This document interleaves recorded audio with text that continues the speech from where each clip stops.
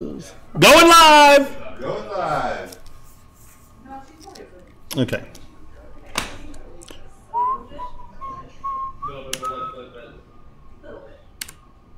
She likes to drive too, but she needs to drive them on. I think, therefore I stream. Nope. Come on. Why is Pixelogics hosting Lanya? I'm hosting Lanya. Lana.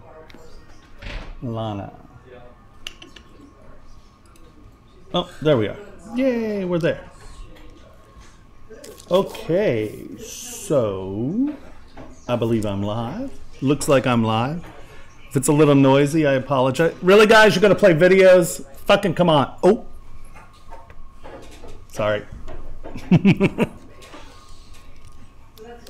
Seems like there are 9 people. Can you hear me? Can you see me? Anyone?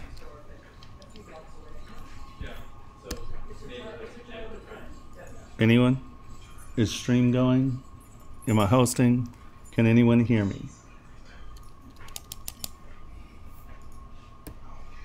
No one can hear me? You don't count. Are you signed on to Twitch? Yeah. Can you hear me through Twitch? Can anyone hear me? Speak again. Hello, hello, hello? No, you're not. It shows that I have output.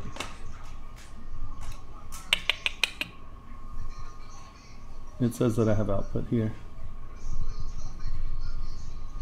No. So seriously, no one can hear me. What No. the shit?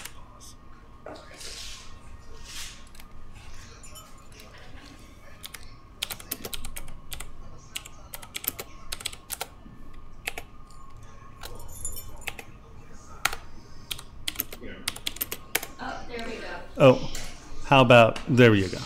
Okay, how about turning your volume up when you check if you can hear me. All right, there we go. You can hear me. Woohoo! And I still cap locking that sucker. I suck at typing. All right. Well, today we are doing a logo. These are imported SVGs. So this was an Illustrator file. I just came in here, new SVG, and they came in as lofting. You can choose their resolution and the such. If you'll notice, they come in ugly. So, well, okay. Someone else did good tracing. I, on the other hand, did some horrible tracing, so my O came in sloppy. How we doing, Chris? Woohoo! All right. So tonight we do logos. Okay, wonderful. Great. Score. All right. So let us Z-remesh these bad boys. Hey, hey, Carmi. Remesh by Z-remesher. Let's start at 500. I'm loud. First, everyone complains they can't hear me. Then I'm too loud. You have double delay audio? Okay, hold on then. Is everyone hearing me in double? Because my sound's not on Twitch.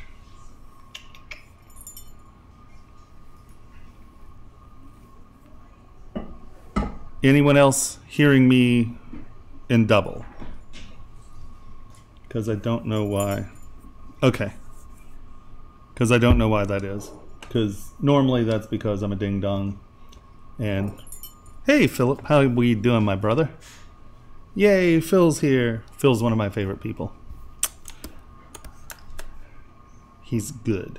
All right. So Dixie, I think it might be something on your end, because I think all of our tests say I'm coming out single. Yeah, there you go. No, that's cool. So we just Z-remesh this. Let us change tools. We are going to Z-remesh this. Boop. I did tell people what I was working on. I said that we were working on logos today. These were SVGs. I explained they came in at SVGs, and then I'm explaining that we're remeshing them. We have a lot of people in the house tonight. We leave for Vegas tomorrow, and yeah, it's quite exciting evening. So if you hear other people in the house, it's because there are other people in the house. Boop. Come on. Boop. There we go. So we've taken the SVGs. We have now converted them to nice clean quad meshes, as we can see here. And now we just divide these rascals up. And as we know, I like to work at high resolution. Boom. Divide, divide, divide, divide, divide. Boom. Let's lower it back down. We don't need 13 yet.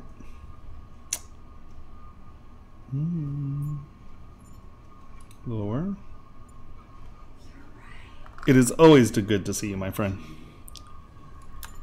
It's nice to have people that I can talk to.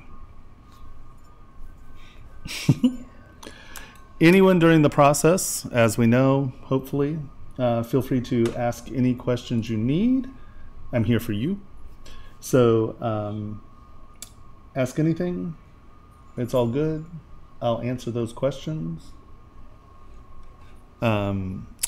Let's see. Is there any information I'm missing? Have I forgot something? Anything? We will get around to this in a second. There we go. Boom. Lower resolution. It's two shows. It's the SHOT Show and the AVN Novelty Show that we're going to attend. So this week we are in Vegas for two shows. So guns and adult novelties. Yeah, boy. So here, let's... Yes, they are, actually. All right. So we are going to bring up Lazy Nezumi, our ever and always wonderful program that everyone should use because it's a valuable tool in ZBrush. We're going to go perspective ellipse.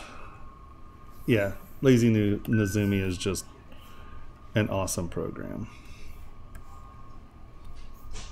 I can't really express how cool it is because it's so cool. So I'm just matching my path here. And for those of you who are not familiar with Lazy Nezumi, have my path, and what it will do is it will lock my brush stroke on the path. All right? And so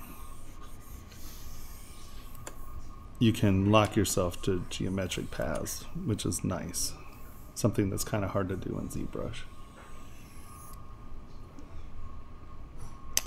I'm going to turn this on. It does not exist for Mac, sorry. It is not a Mac program, unfortunately.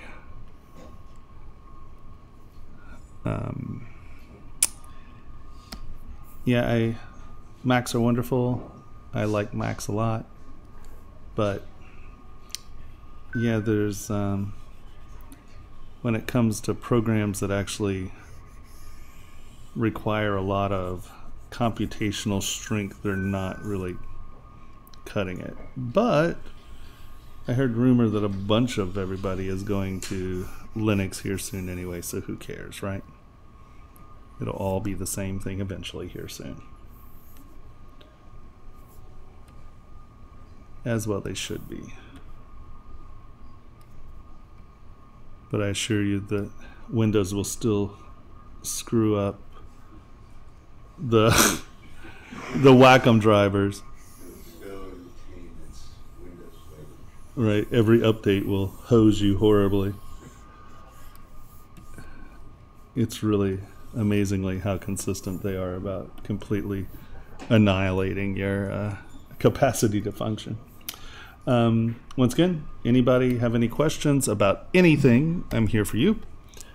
And we're just working on a logo tonight. I imported SVGs from Illustrator, and it gave me these nice lofted forms. And then, yeah, that's where we're at. Ciao, Bella. Watch out for that. You might hurt yourself.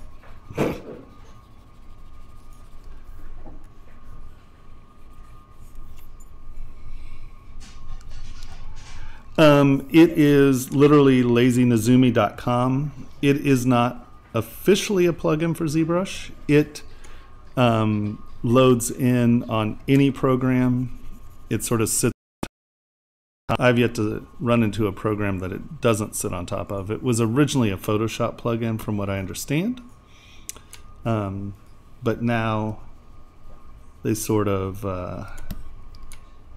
it's like anything, it'll lock to a window and then it'll apply itself. So it's sort of, you know, it's not really a plugin. It's something that is an independent creature that sits on top of other programs. Hey, how are we doing?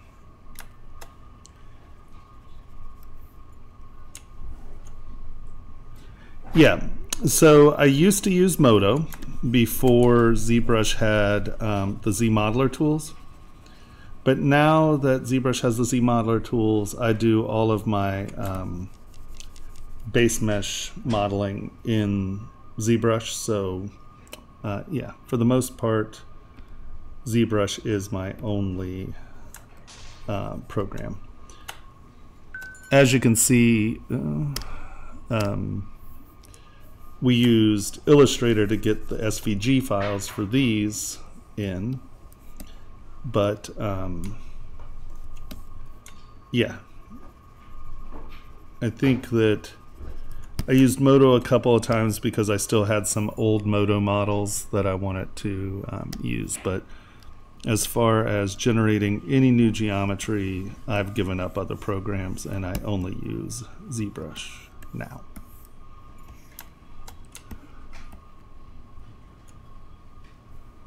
What brush do you use for making edges?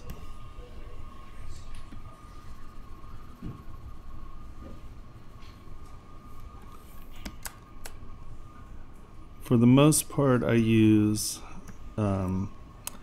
SK Trim Polish, Sakaki Kuro's brushes. He's a wonderful modeler and he makes good brushes so far. I tend to use a lot of his brushes. I have yet to really wrap my head around making my own brushes. I have a hard enough time just keeping a hold of the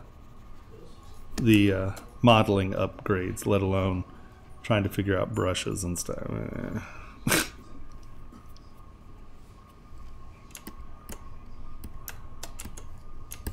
Cool. I'll have to dig it up.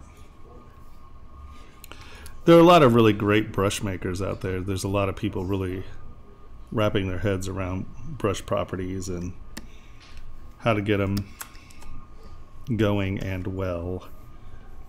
As you will see, this is not symmetrical because, well, cool, that'd be wonderful. I would love to see it. My email is tomasmul@gmail. If you want to send it to me, that'd be rad.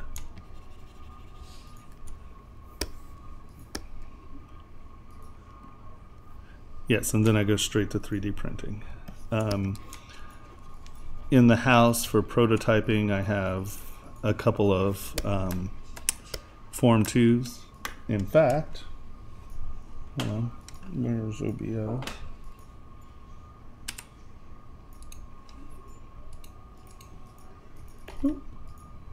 See, it's printing as we speak. hold on.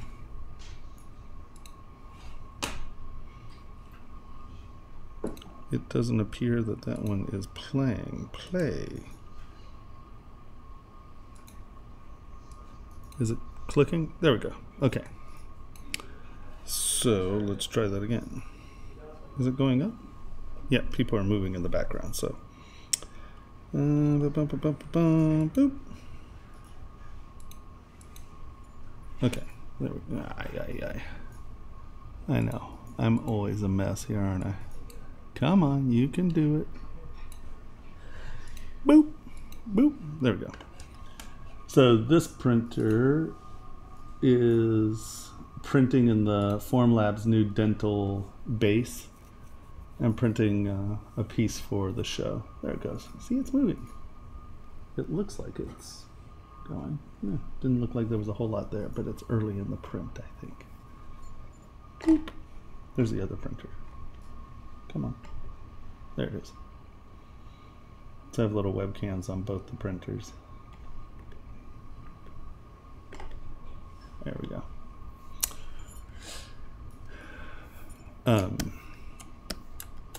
Yeah, so we can check on that later. It should be a little bit farther into its process. So I go straight from these to Preform or to Formlabs to do my basic prototyping and experimenting with parts and such, you know. I'm pretty excited by their new materials they announced at CES this year.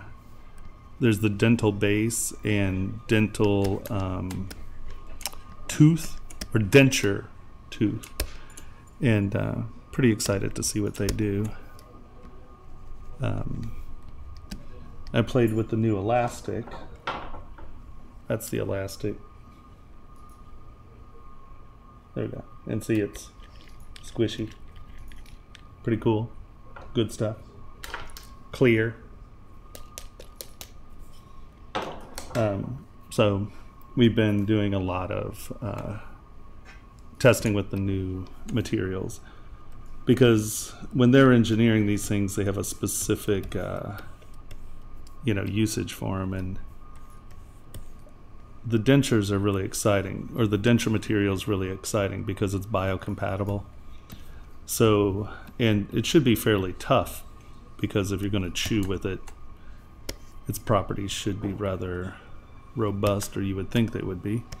So that's why we're experimenting with some of the denture stuff. So it's not gassing off where, to be aggressive on the body if you're wearing it. So, yeah, we'll give you a report on how that's going.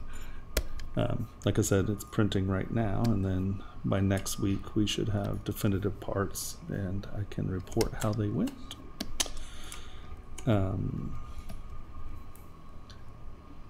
And actually, it was pretty cool. This week we went and looked at Markforge's metal and composite printers, and we were looking at, I can't remember what it was called, but it's a really big, it has a 4x8 build platform. So we're looking at a number of printing solutions for a number of different things. So hopefully in the next few months we'll have some really cool printing to show you.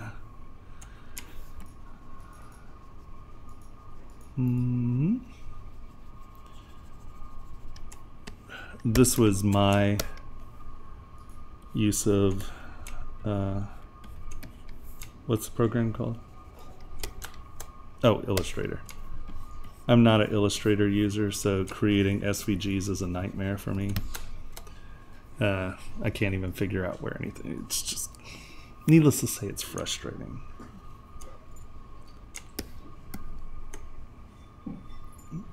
Yeah, I have. That's what I have. I have Moto 902. I haven't upgraded since then.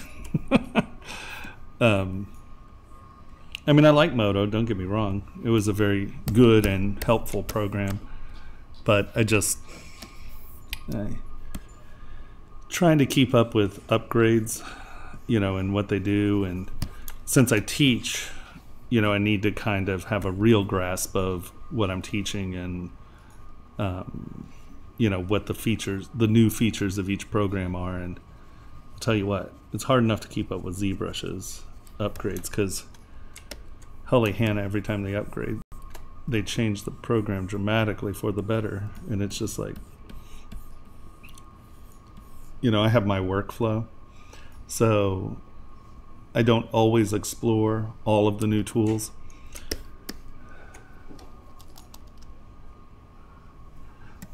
Well, what I'm doing stylistically is trying to create something that's round with this, and unfortunately this is my really bad tracing job. As you can see, these are much nicer forms. Someone else did these. So all I'm doing is I'm trying to create surfaces that are going to catch the light. Everything I do is about reflectivity, right? No matter where we go, what we're after, all of my stuff comes out of the computer, right? And even in logos and stuff, I'm trying to make them look like sculptural objects, which means I'm always paying attention to the reflective quality, or how the stuff catches light. So I'm just determining edges and where the light is going to be caught. And so, right, this is on the inside, and then we're going to make this sort of a slope to the outside, and then I'll run a flat plane here in the center, and that will make 3 very nice reflective surfaces that we will carry throughout this piece. And yeah, that's kind of the idea. These will stack, let's see, I think they're pretty close to, boop, boop, right? So it's House of Wittelsbach, right? I'm doing a logo. I have to do business cards and stuff. We're going to a trade show tomorrow. So trying to kill 2 birds with 1 stone. Show you SVGs, imports from Illustrator. These were all paths in Illustrator. That is Illustrator open. Or did I close it? No, there it is. Boop. So these were all paths that were created in, you can see my horrible tracing job here and why I'm having to work really hard on the 0. Right? And then each one of these is a path. He used, well, you can use, where is it? Pathfinder? Pathfinder. Where's Pathfinder? It's in here somewhere. Window. Pathfinder. There's Pathfinder. No. Trace. What was it? What was it? Was it Pathfinder? Yeah. How come just this little window comes up and not that?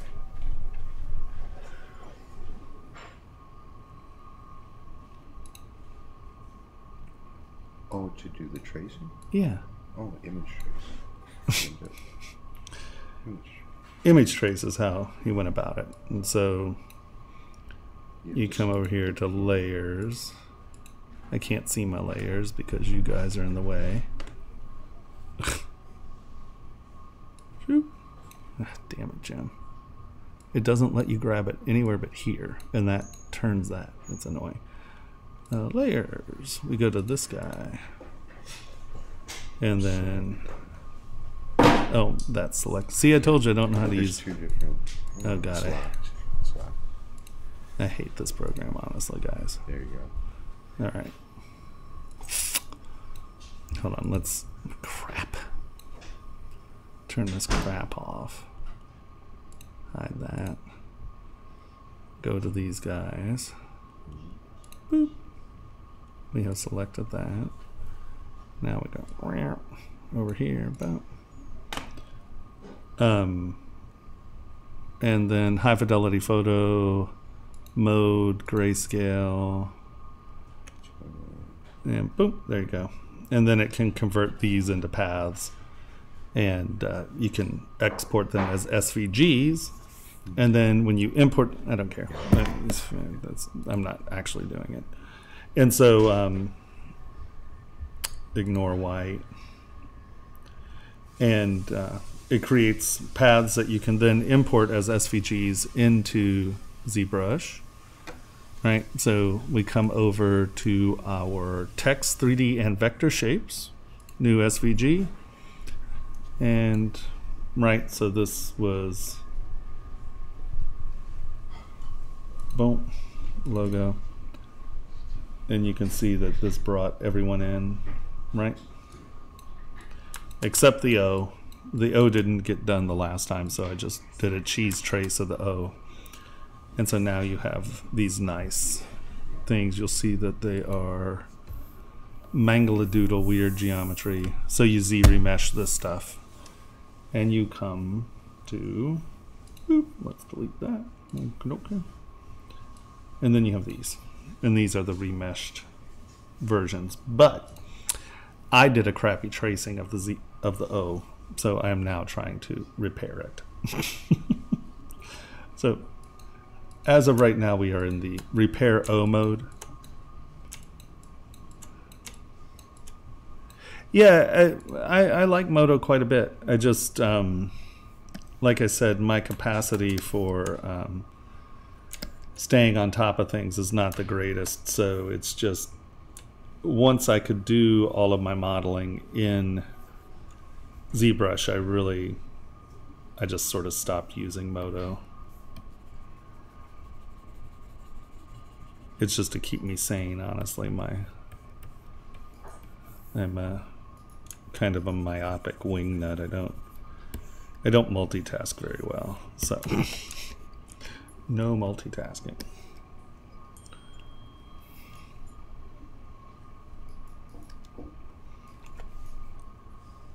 Whatever. Yeah, and so here we go again. Gee, if you saw this O, you would agree with me. I'm sorry. I am looking at It's unimpressive.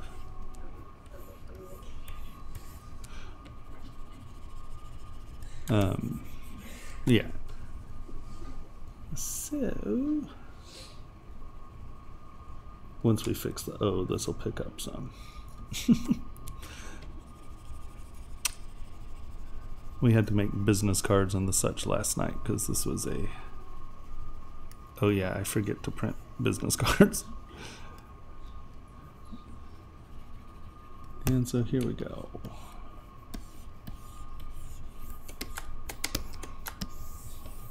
All right.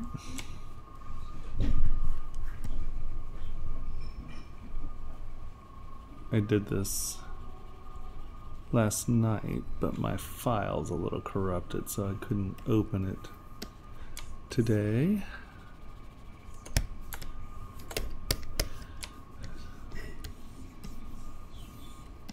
Like I said, we're just trying to get nice reflective planes.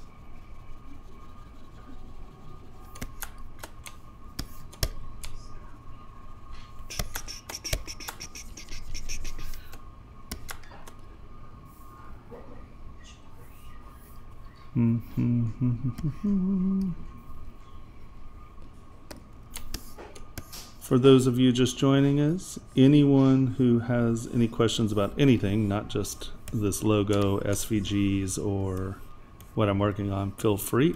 I'm here for you and to help you wrap your head around ZBrush as the wonderful tool that it is.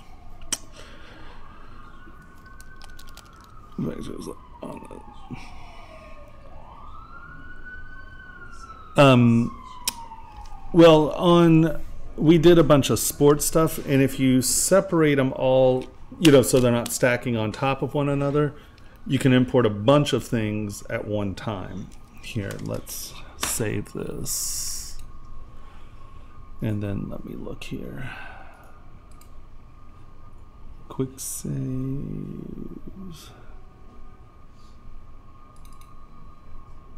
Sorted quick saves.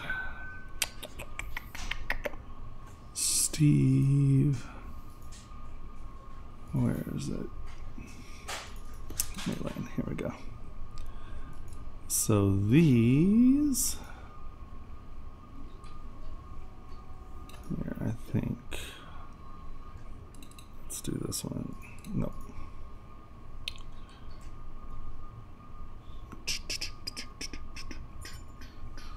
these were university, like little university charms.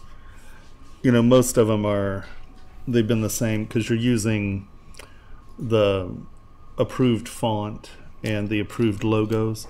So a lot of the university jewelry is kind of boring because it's all the same stuff because it's on model. So they wanted to do things that were a little bit more, right? So Florida Gators, we did, you know, gator skin, and,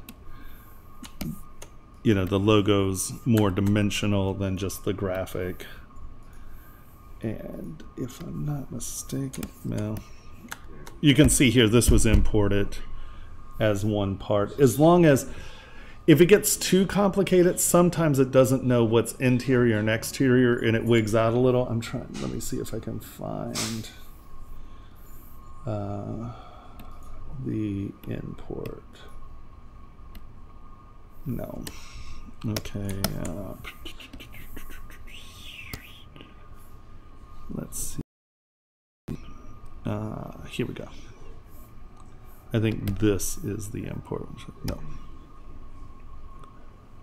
Hold on. One sec. Let me. I'm trying to find the ones that failed dramatically. I think these were separated out. So, okay. We're close.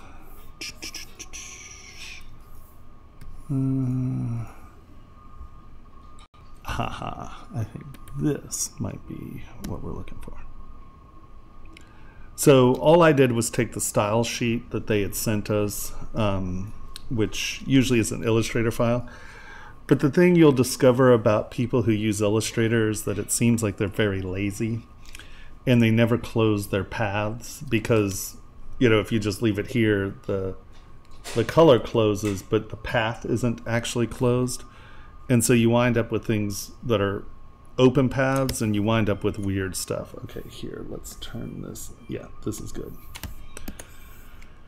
So you can see how some stuff comes in right and some stuff doesn't. And this is because some of these paths are closed and not closed. So this is directly off their style sheet, and you can see how it's just ridiculous. But if you come down here in auto group, you can see that what it's done is it's actually given you everything and its brother. And so if you do this, you can see, okay, we want that, so let's mask that. And we want that frame, right? Oh, well. And you can see how this exterior frame failed on this, right? You can see it here, but it didn't get the outline here, right? You can see how this was supposed to have an outline. So what you can do is either use these as cutters or separate them out a little more and make sure the paths are closed, right? And that's how, this was just straight off the style sheet. So some of this was a massive failure and others weren't. What I did wind up doing a lot of was, you can see that is the other thing, these were not imported. See how clunky this is? When you import your SVG, right here, see resolution? So you can kick up the resolution quite a bit, and that will make this a little less tessellated, right? And I didn't know that at the time. This had just come out. We were beta testing. I was beta testing when this came out. So it was a new feature and I didn't know about the resolution. And really I didn't know anything about SVGs either. So I sat there and screamed and yelled quite a bit until I was told that, yeah, you big goofus, those are not closed paths. And it was like, oh. Because you could see like here, this all failed. But now if we come here, let's just go a little bit farther. Where is this? Okay, yeah, here.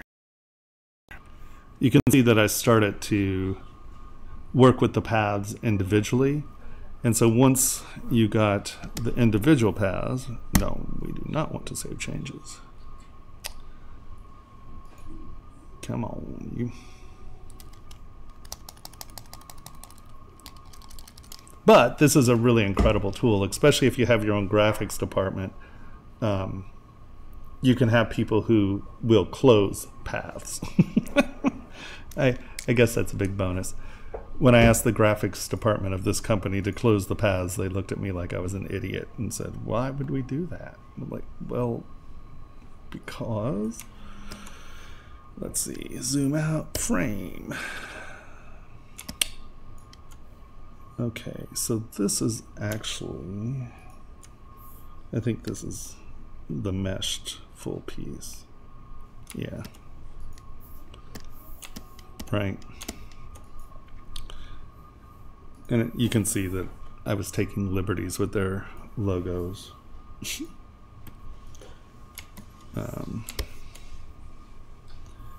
Where are the paths? I think they're... Okay, here we go. So I was bending them, but you can see I got the framing out of them and such.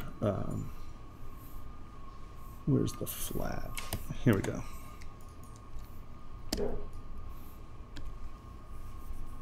Right, so these were the different paths that came in. And you just have to make sure that it understands which ones are which.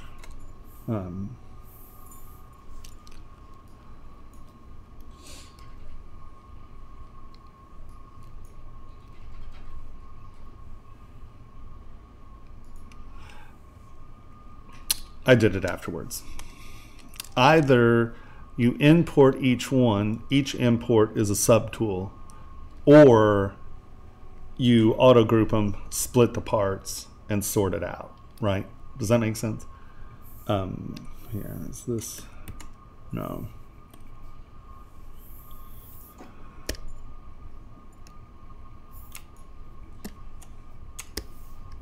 Auto group. Yeah, here.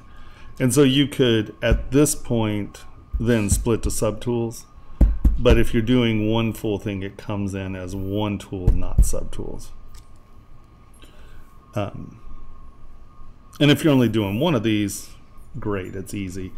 But when you start doing, here, let's do this. Split mask, split unmasked points.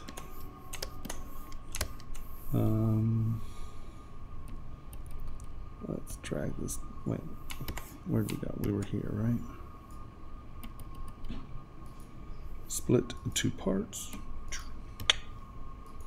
And now each one of these is its own subtool. And that's how I initially got everything segregated out. And then I started to rejoin them part by part. Yeah, of course. I mean, that's why we're here, right? Because it's a little confusing, and especially if your graphics department doesn't care, they can be kind of hard. Really? Okay, I don't know why that's not working. Oh, there we go. And you can see I didn't Z-remesh these. I was struggling with their remeshing. So, yeah, I would Z-remesh these also. Just because you, come on. You wind up with much better geometry. Remesh by Z-remesher. And I mean, you can kick it all the way up just so all your points are nice and sharp. And there you go. You got a nice remesh.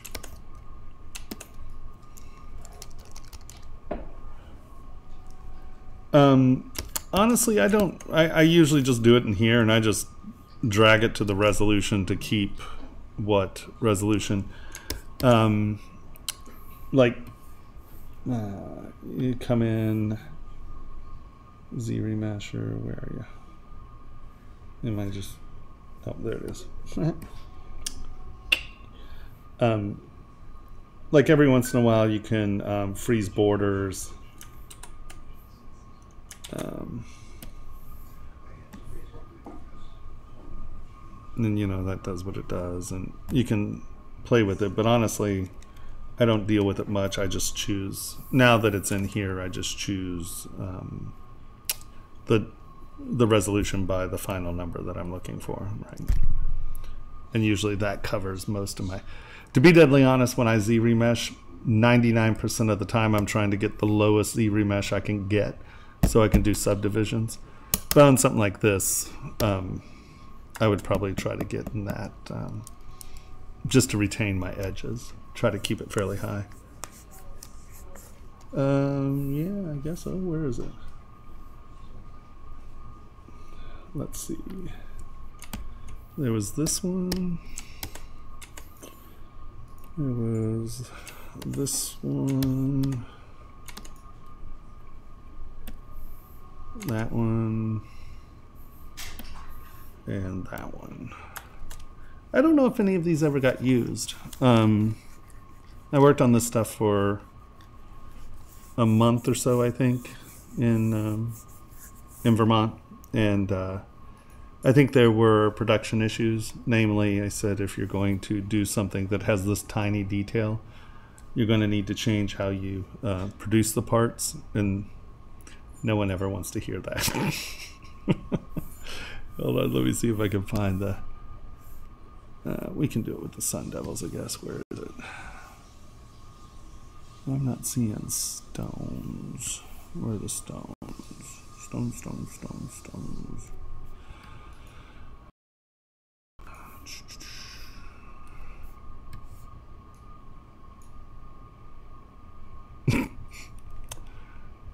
Cal. We did a bunch of these. Penn State. Gators. Oklahoma. Hold on.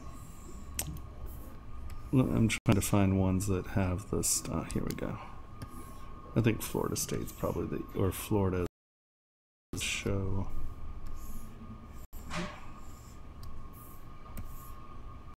And I have a lot of files.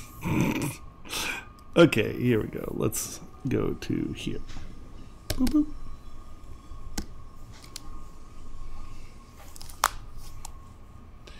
And this is a really good way of using the Boolean tools, of using the Boolean tools. Using.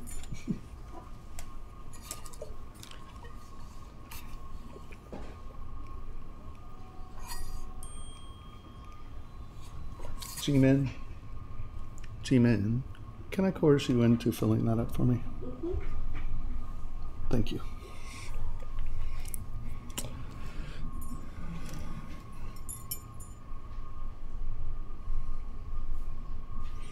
All right, so what I did was, let's see if we can find the,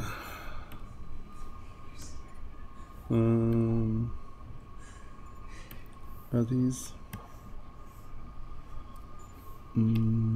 where's the tools? Well, one of these, well, this will do.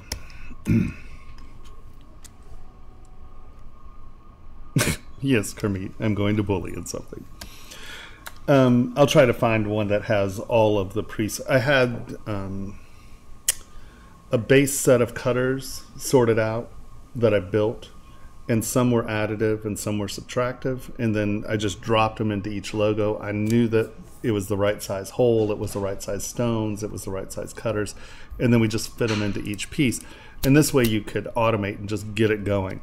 So like for the Florida and the stone cutting, right? Here, let's hide this stuff.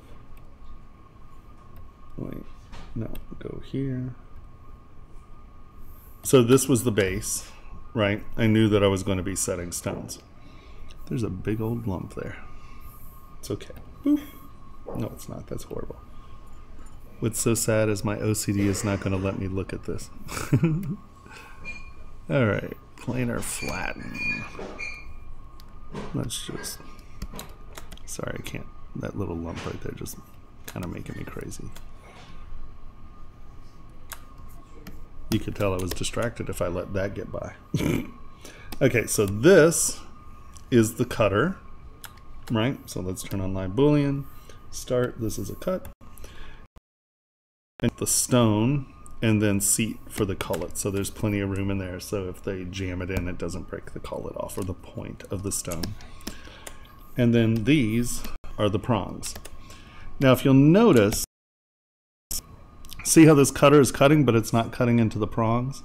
So the order of your cuts are real important. So let's go back to here, and you can see now it's cutting the prongs.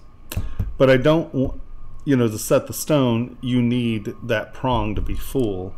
So it's very important that you that you pay attention to what direction and what order your cutters are in. Because now I have full meat of the prong, that the stone setter will cut the prongs to their stone size, not to what I'm expecting. And then, so it has the meat, and then this cutter's up. So just remember, if it is below it, it cuts, right? They go in order. So this is in order, the cutter, and then this happens. If it's the other way around, it cut. Does that make sense? So now you can see,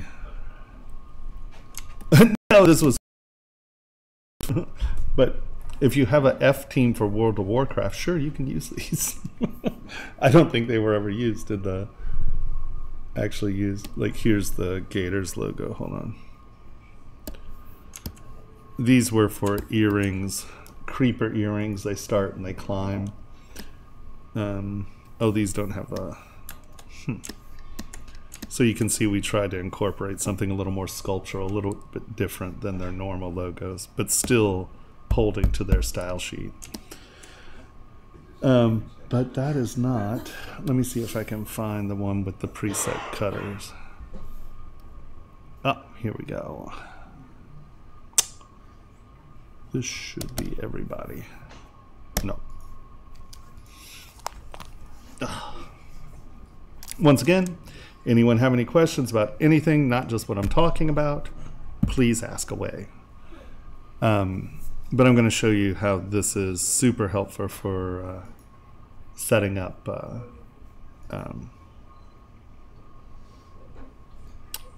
job path for iterating. Okay, so here we go. This no, that's the pinhole. These were already done. These are just the earring. See how they have the earring post hole? What's that? Well, that's frustrating.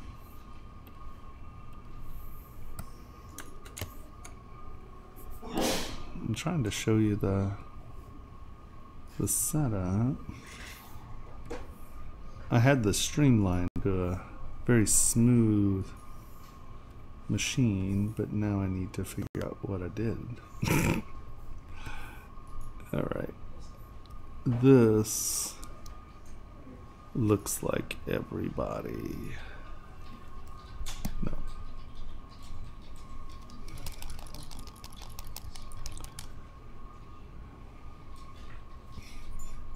Right?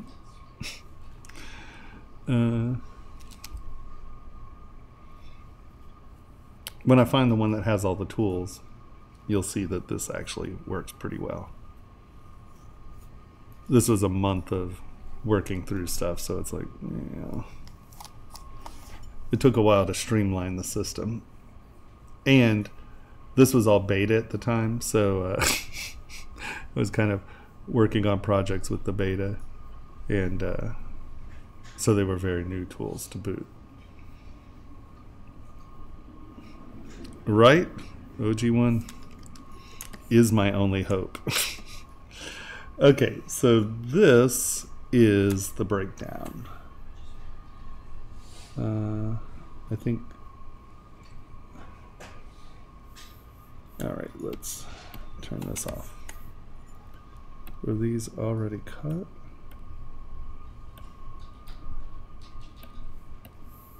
These are just iterations. Okay, hold on.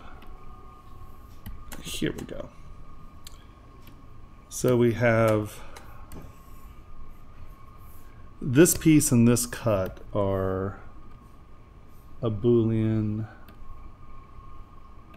Really, was it? Aha, here we go. This is the file I'm looking for.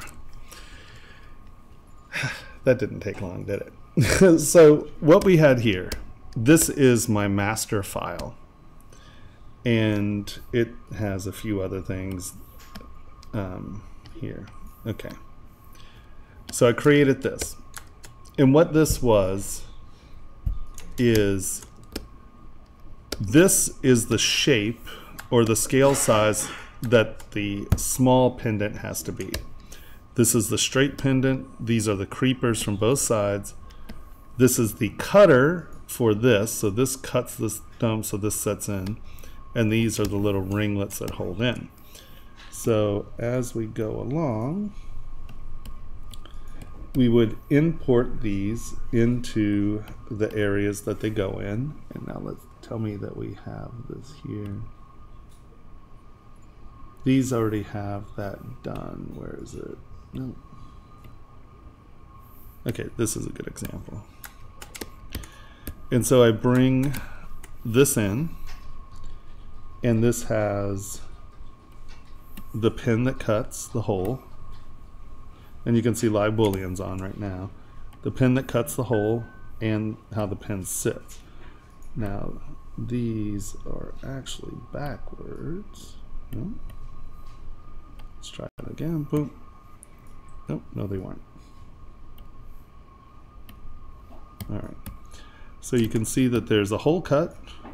This pin sits in that hole, and that becomes a solder.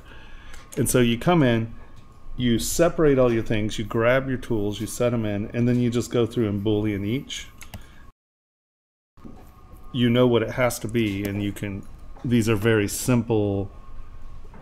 Once you get into the groove, it becomes a very simple way of adding the bail, cutting the hole for the bail, adding the hole for the thing, adding the ear hoop, adding the pin, and it just becomes a much quicker process when you get all of your Boolean operations in a row, and you get them to flow well.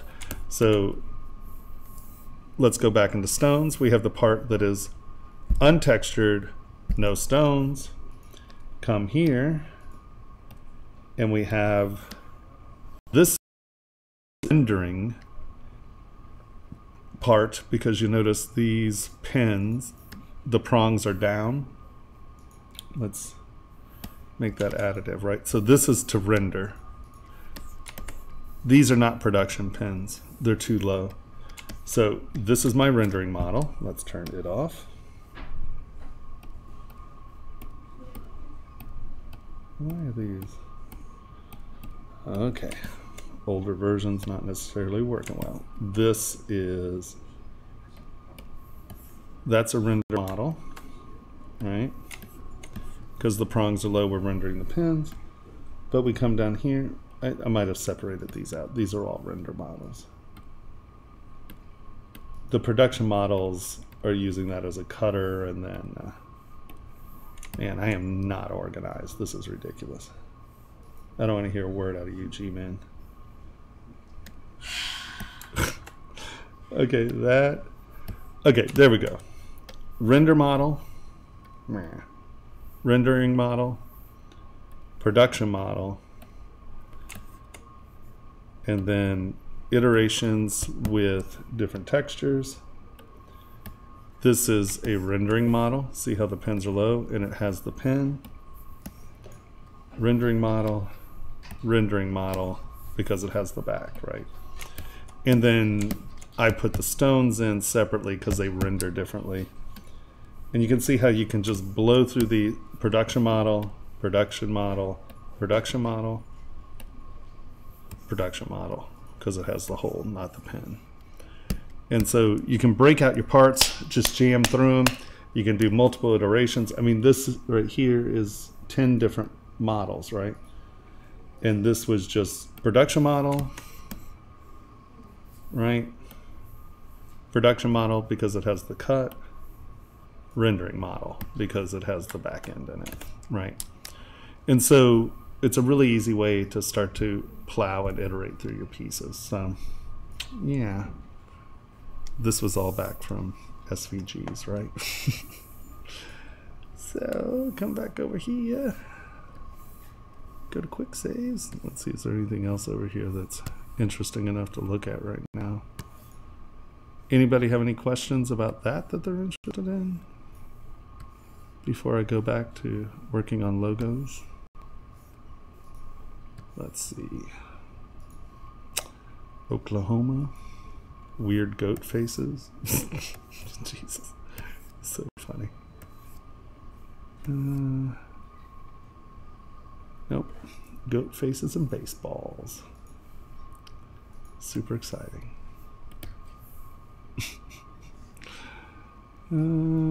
Quick saves. Let us go here. Nope. Carmeet, do you have any questions that you have not asked me? I know you have some. Why don't you ask?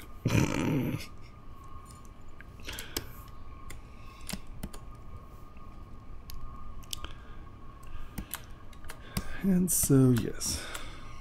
Well, ask away.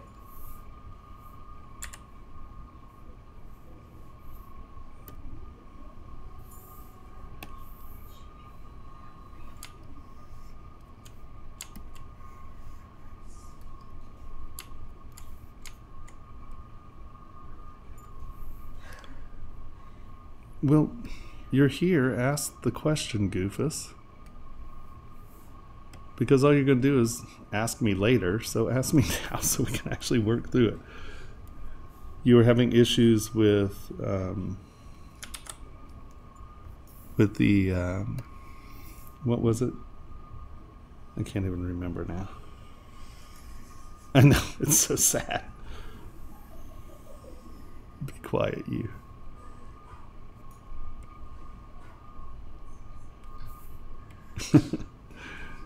Don't expect miracles from me, guys. I don't have any for you. I don't.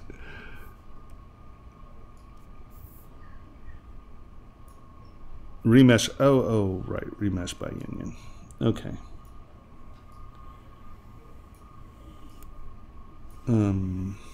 Let us.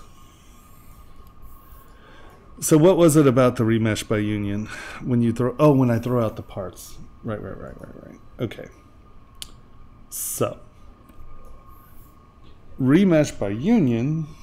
Here, let us actually get out of here.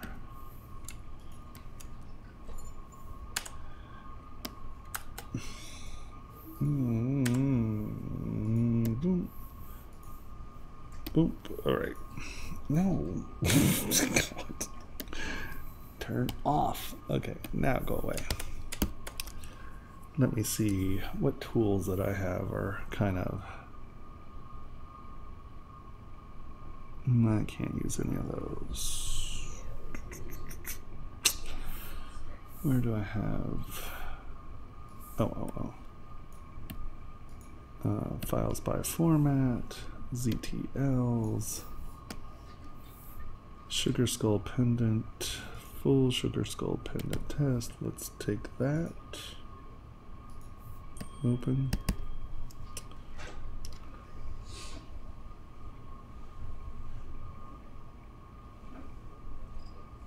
I wish.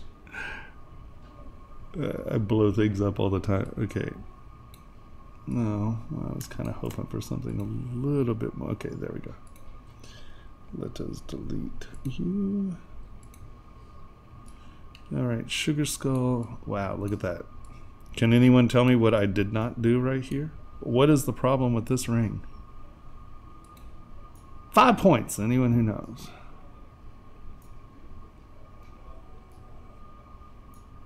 Come on, just.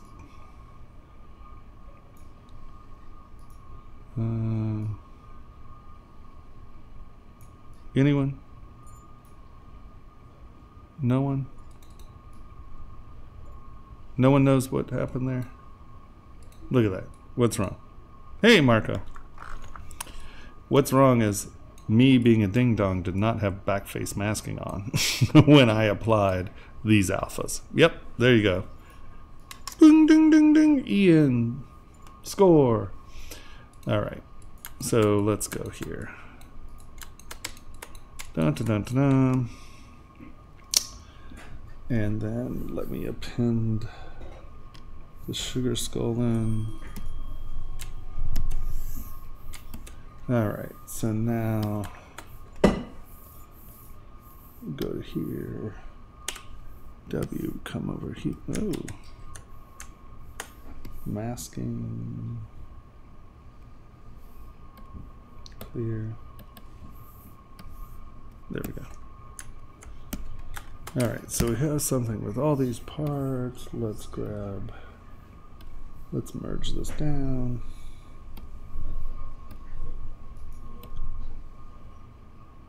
You can do it. Why are you taking so long to merge down? It's only 2 million points. Oh, because this is a really old model, that's why.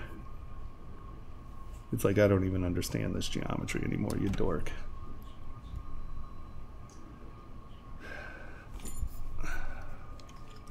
It's nice that it takes these models and doesn't just reject them, because this model's probably...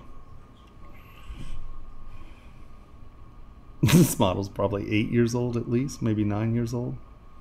I'm actually quite surprised that it opened it now that I'm thinking about it. Yay, new ZBrush. Come on. Ugh.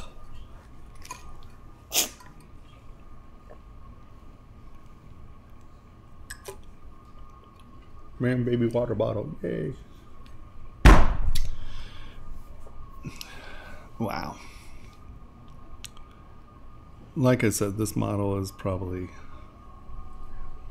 see, full reconstruction. I will show you in mere moments, right? Let me kind of do this real quick. Bend arc, all right, delete lower. Bend arc. We're gonna bend this like this. We're gonna bend this like this. There we go. We have our great eagle face sugar skull. I'm doing this just because it has a bunch of layers and we're going to fill them in. So, Carmite. Do you see what we've done? I have all these things, but they're in different subtools, right? And you can see the camera's like, yeah. So we are doing our eagle face skull. You can see that we have a bunch of things. They're going into multiple layers. And now I'm going to merge all these down. I'm going to merge this down. Boom. Okay, so now, here we go. Let me do a quickie select here. And now you can see that there are all these noise shells, right? See how this is coming inside of that? Let me do double so you can see. There we go. You can see all these different layers are now, this becomes complex, what is inside and what's outside, right? So how do you create a shell? How we create that shell, so we bring our piece back, we come in here and we go remesh by union. Remesh by union is a Boolean action. It's just like coming over here and setting up all your thingamabobs and setting them all into one thing. This way we just jam them all into one subtool, remesh by union. And now what that has done, cute. What that has done is made this a shell, right? You see that? So it should have created, but see, look, we have that there. That's weird. Okay, let's try this again. Maybe I didn't hit it. Q. Boom. Remesh by union. There we go.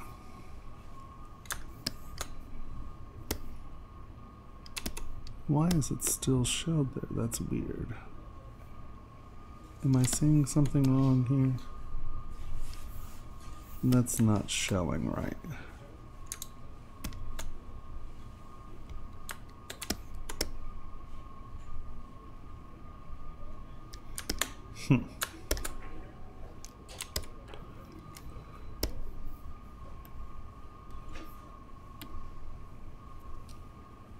See, there's still different poly groups. Why is this not? They're all one. Boom. Remesh by union.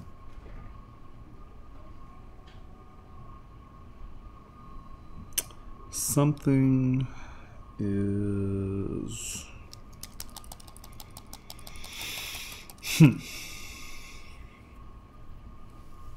Accept union. No, it should just do it. I think, hold on, split the parts. I think one of these had multiple subdivision levels. No. No. No. Merge down.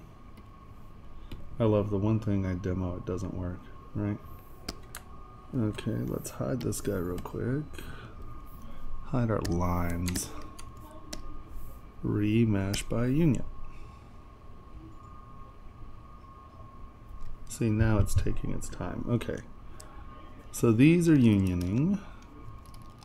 I might have done it where one of these had subdivision levels and it's acting weird. Okay.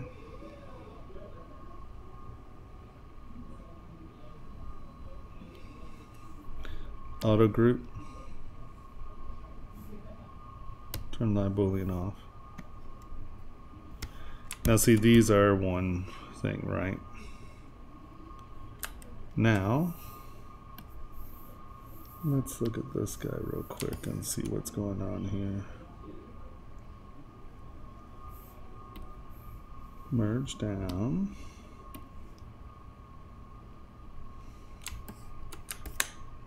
Was it masked? Remesh by union. It says it's working. Okay. Maybe it was masked. Because it was just masked here.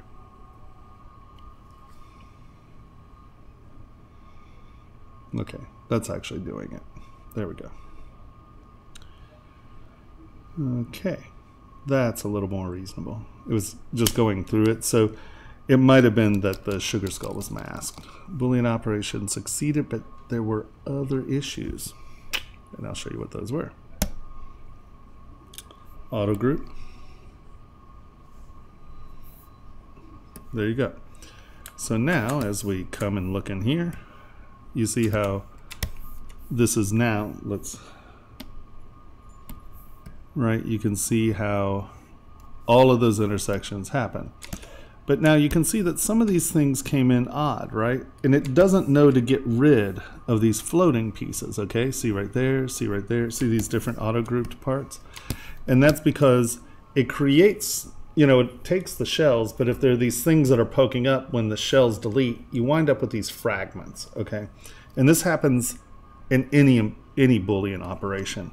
So what you want to do is you remove the part, like if you have a whole list of part, append this part to a different subtool, and now split the parts, okay? And you can see it's thinking, so this is going to be a few parts.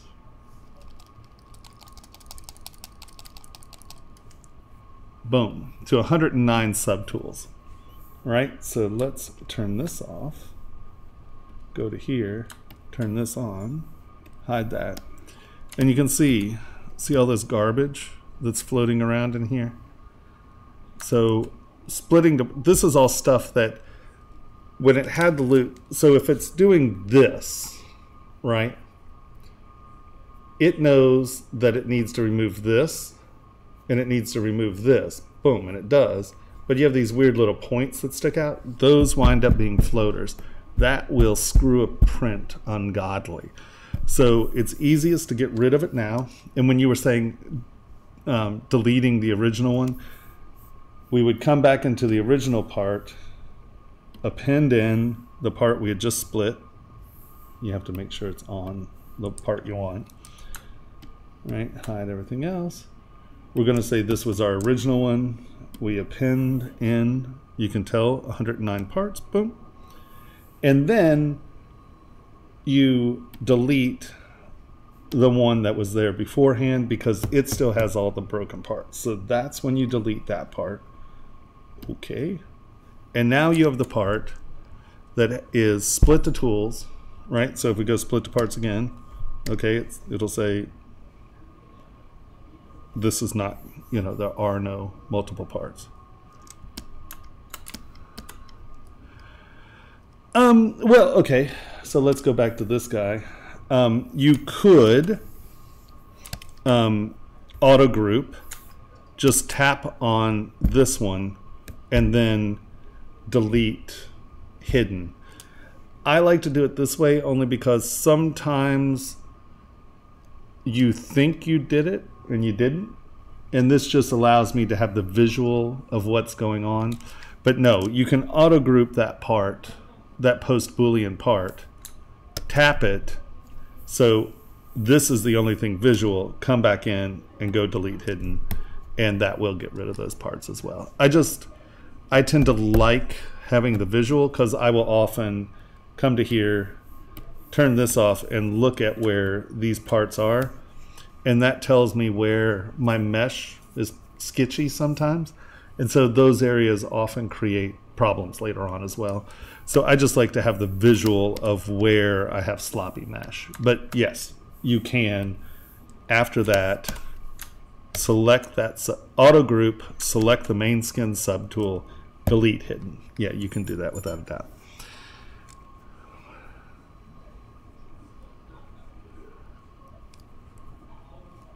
How do you determine?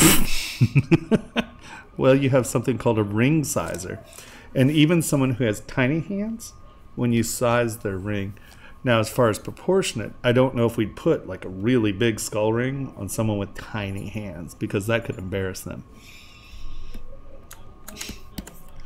So yes, without a doubt, you can do that. Do the deletion thing. Here, I'll show it to you. Let's go in here. And this is another way to use the remesh by union. So let's say we have all these teeth, right? But unfortunately, we're doing a simple cast, so we can't have all this. So we're going to come in here and we are going to just kind of fill it from behind. We're going to fill this from behind. Fill this from behind. And let's say we don't want that there, so we're going to fill that from behind. Now, as you notice, see this horrifyingly ugly geometry? So after inflating, I'll almost always smooth, inflate, smooth, inflate, smooth, inflate. And that just keeps your mesh from getting truly crazy.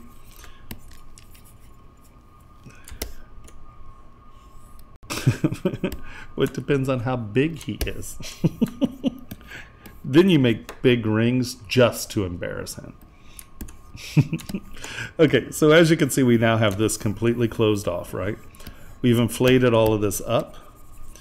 And the other thing I want to do is I want to join this piece right here. See, this is floating right here. So I want to go in here, mask this off, unmask this, and let's just take slide, and we're going to drag this down into here, right? So now you can see that that is in there, and we're going to inflate that so it crosses into that masked area. We're going to mask this off, and let's take snake hook and pull this in here. And you can see that you're just pulling this in, right? But you know that you want these to join here. Okay, so we have all of this crap geometry that we filled in. We have this pin that now is going to come in here to this. Okay. W. Boom. Remesh by union. And this should think about this for a bit.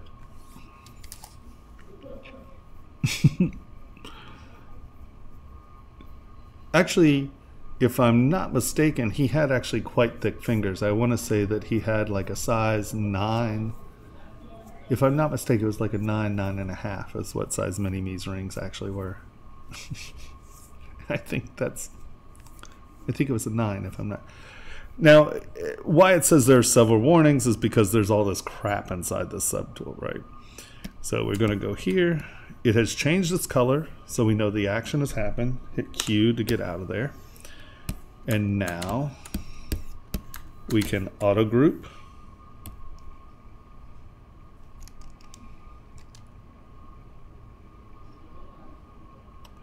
And there might be a lot of them. If there are over 1,000, it'll reject it. So actually, I might have gone a little too far in my demonstration.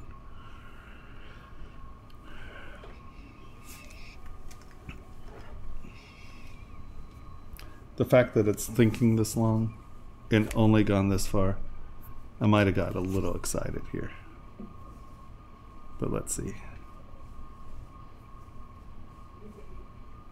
I always love when I give really crappy live demos. It's very exciting.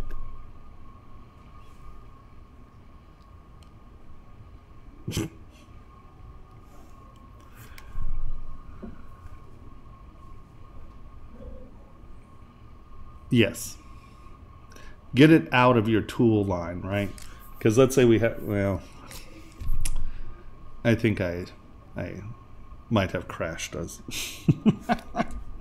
Yeah.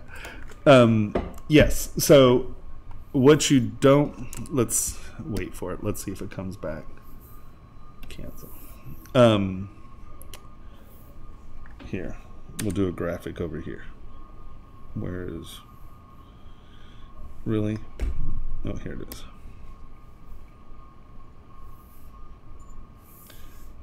So these are your subtools, right? I know we've gone to another thing. You have all your subtools. And you've been working on this, and these are all kinds of different subtools, right?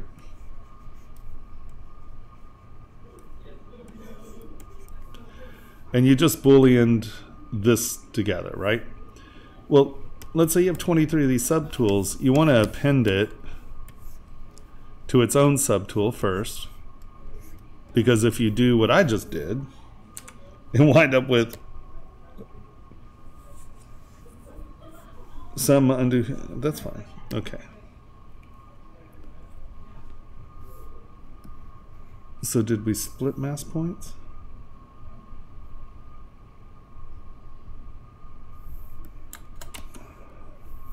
Delete hidden. Okay, we auto grouped it. So now you tap on this. We should see split hidden. I'm going to split hidden so you can see what we have in there. So once you auto group it, you can obviously, and here's the noise. All of this was garbage that was left behind in that Boolean. Does that make sense?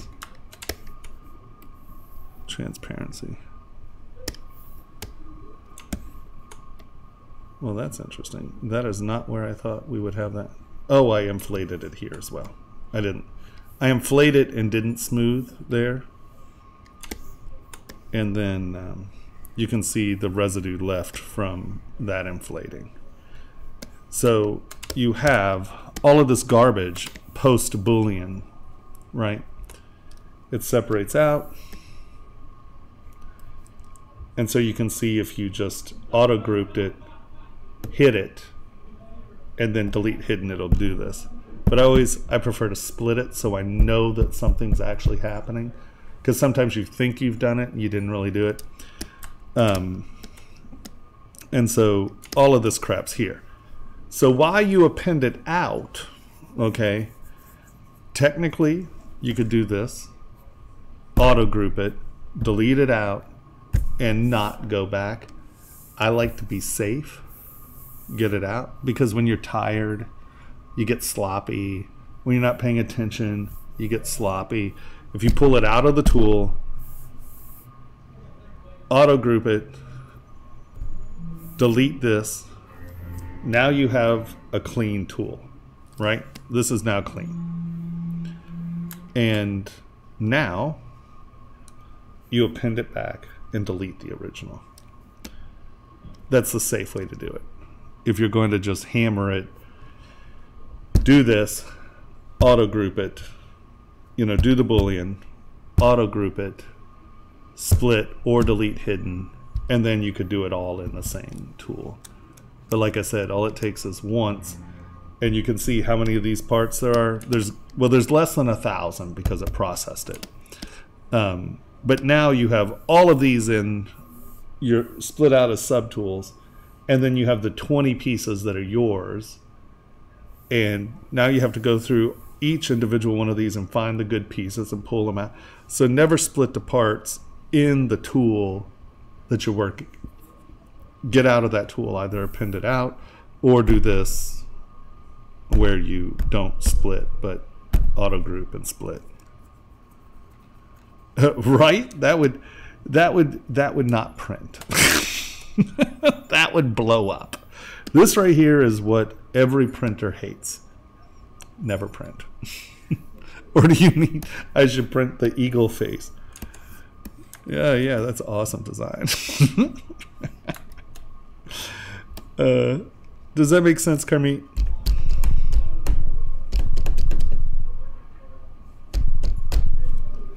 I have to wait for response. I don't know what my lag is.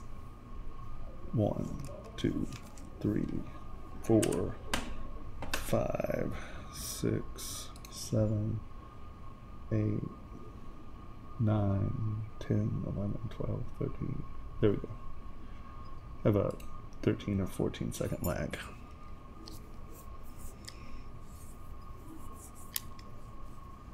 And so every time you Boolean, you have the chances of getting artifacts left behind. So I would strongly suggest either auto group,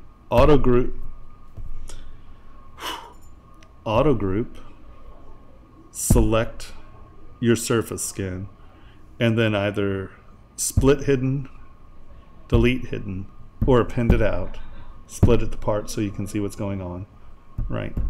So those are the ways that you can kind of see what your bad geometry is. And that is all post-Boolean garbage.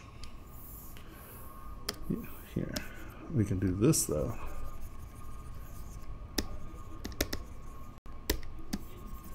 Here you go, Anna. Be able to print this.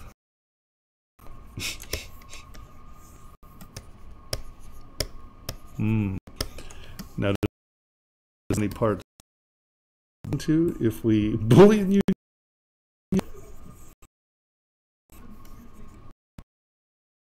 Which could. Yeah. And this is why a lot of people have their models to print, is they'll send this to them and they might use Magix or GeoMagic or one of the mesh tool programs to clean your mesh, but let me tell you, they're going to hate you. They'll be like, especially if you have something like this. This would be an process. There we go. Right? Can you imagine? That would be a mess. How do you know which is the one you just brought in? Aren't they named the same? Well, you know, because if you append it, it will be the one on the bottom. And it, right? So let's go in here. You just hit append. You hit append. Oh, hold on. Let me grab the skull instead of its noise. right? This is your skull. You just did it. You come in here, you append. You append the one that has 109 squirrely dings on it. Actually, where is it? Oh, here. Boom. And it always shows up at the bottom, right? Insert, if you push insert, it would bring it in between these two meshes. Append always drops it at the bottom. So it's the easiest way to control it. If you append, it's the thing you brought in as the thing on the bottom of the subtool list. Right? It's called, yeah. Does that make sense? Oops. So, do you have any other questions about that? Does that make sense?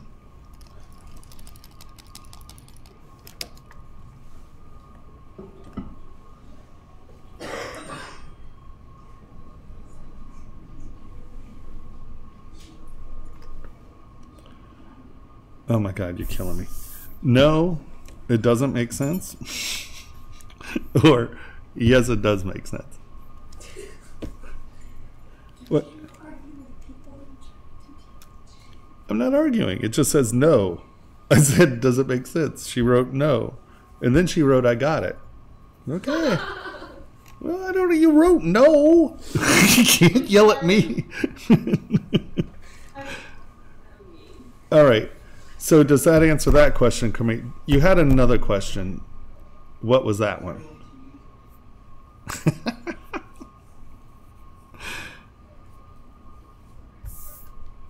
Well, I'm not taking offense. So there was another question you had? Oh, that was it. Okay. Anybody else have any questions? Oh, okay, Ian. What was your question? Sorry. Oh, about stones and pens. Okay. Let us... So here is my W. And we want stones on it. So I come in here and I have this lovely little brush made up. Okay, that's single beads with stones, mill grain. I have one with stones and cutters. That might not have made it over. Okay. So I've made this brush. It is cutters. Hold on. Duplicate. Delete higher, delete lower. All right. Insert multi-meshes only work on single mesh tools, so you have to be careful on that. We have our this, and let's drag this out so we can explore the brush for a second. Nope.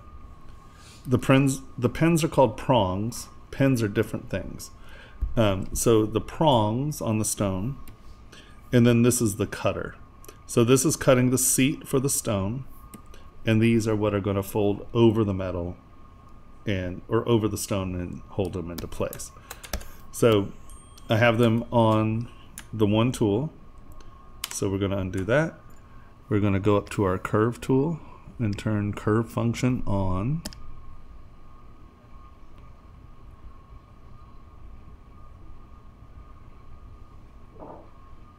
No. That's why I'm here. Don't feel bad. Curve mode. And we're just going to put this where stones go. Maybe. Oh, there they are. Okay. Okay, this is an old brush and didn't get it set up. So let us go here. We need to change our depth. And we need to change our page. Okay, so that's too deep.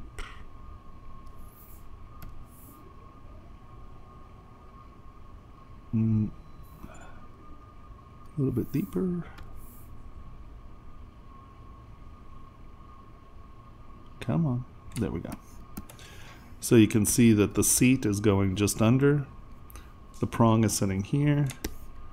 These are rendering prongs. These are not actually setting prongs, but that doesn't matter. I'll show you how to deal with it. Let's get our spacing sorted out.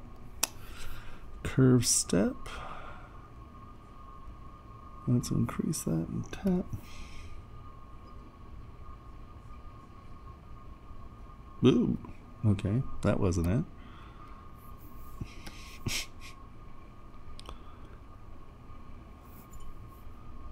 Oh boy.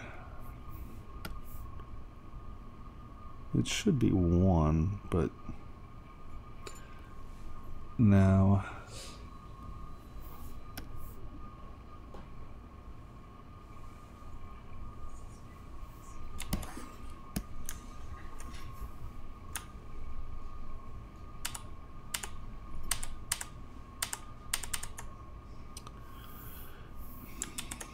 all right. Tap. Split masked.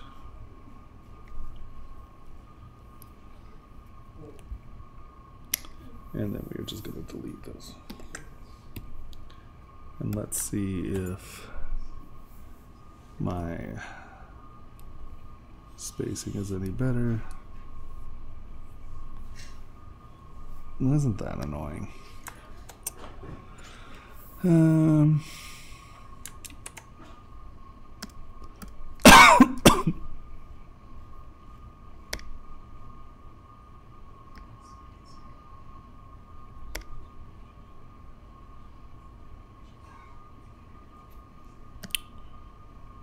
Once again, some of these brushes I made in older versions, and I haven't played with them since new versions, and so they're not working super well. Hold on, let me see if this other brush is working.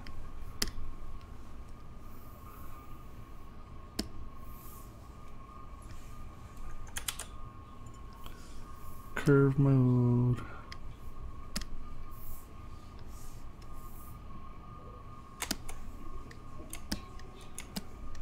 Isn't that funny? It's repeating oddly, but that's okay. This will work.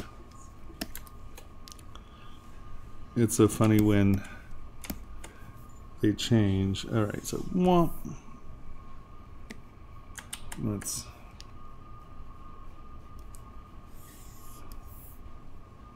All right, there we go.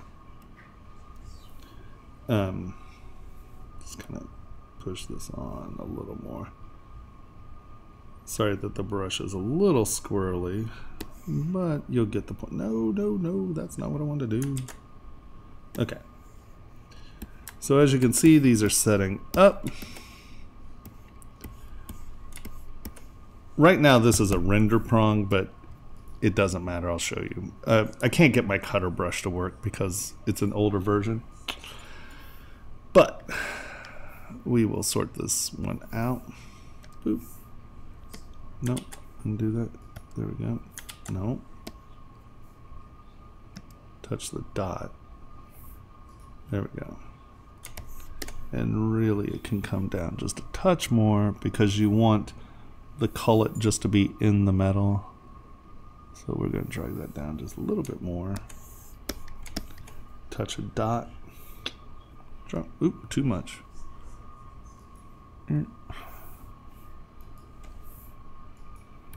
Okay, that'll be fine. All right. So normally we do this with cutters, not the stones, but my cutter brush was screwed. So, so now, right, we have this. We tap this, it's here. Split to similar parts. Boop. Okay. And this should split this in between the stones and the prongs, right? So now you come up here. We're going to turn these into production prongs. We're going to go to our prongs. We are going to go to W, tap our prong, reset. We're just going to drag these guys out. Okay? So now we have our prong, we have our model, and we have the stones that we're going to use as cutters. The easiest way to convert a stone that you've been rendering with to a cutter is to come in here Let's hide everybody else so we can actually see our stones. Nope, so we can see our stones. Get all up in this bad boy. Go to W. Boop. Get it normalized. Come here and go to extender. And now you're going to find this little dot in the middle. Where is it? There. There's my dot. And you're going to grab the dot.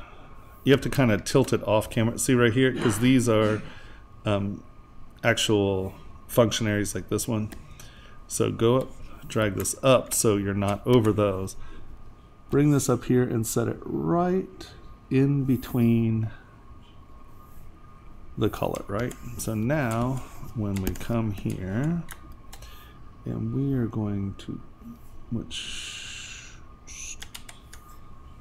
if we do that, it only goes one way. There we go. Now, that's okay. We'll deal with that in a second. So you see what I've done? I've pulled these up. We'll go great. Come over here. Accept. Close holes. And now you have a cutter. Does that make sense? So we come up here. We go back to our original. We make it start. Unmask it. And so we want the cutter to cut. And then we want the prongs to be on there, right? And we want to do this in one swoop. So you turn on live bullet. Well, first you have to turn off transparency. Yeah, exactly. So now you're not just dealing with the thickness of the cullet. You've dragged that out so it, or I mean the thickness of the girdle. You've now dragged it out to be a cutter. And now you have, turn on live boolean. And we're going to make this a negative. Nope, those are the prongs. We're going to make the cutter a cutter, but look, it's cutting into the prongs, right? So these are on the wrong side. So now we'll just drag this, we'll move it up, we'll go back to here.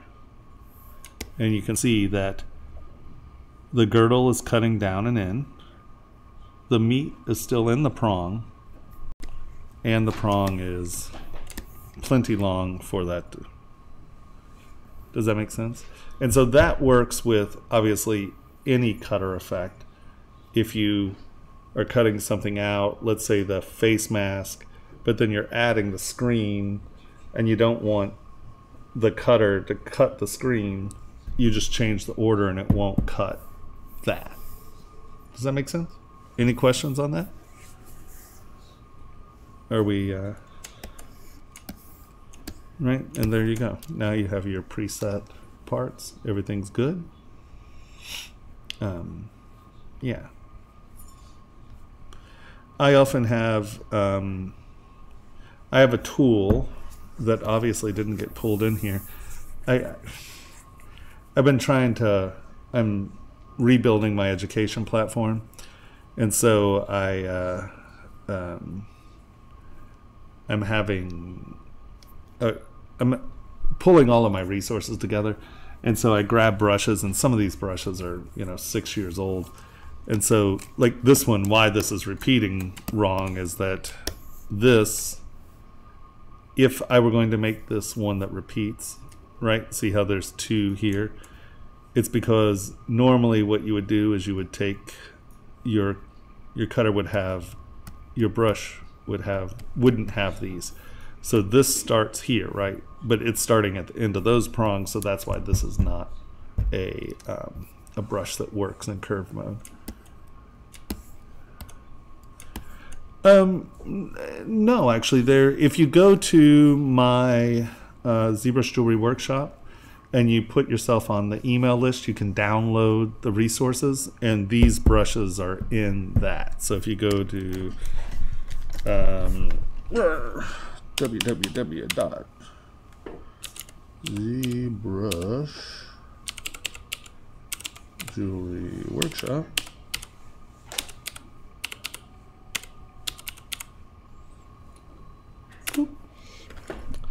here,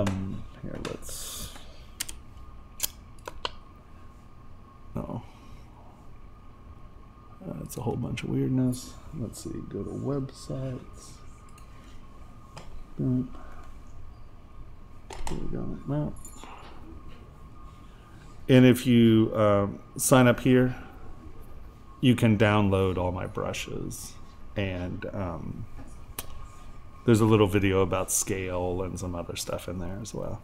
And then when we start the classes up, you'll get an email. But you can get my brushes, my user interface, and all of that here. And I will update that. I have somehow this last update. What did I do? Oh.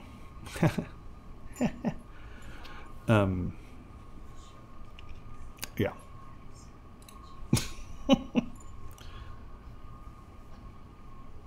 Well, I always use the mod Dirty Blue. I find that the mod Dirty Blue is the most reliable material for knowing what you have on the screen will show up on the print, right? Yeah. But yes, there are different materials there. Oh, my knee. Wow.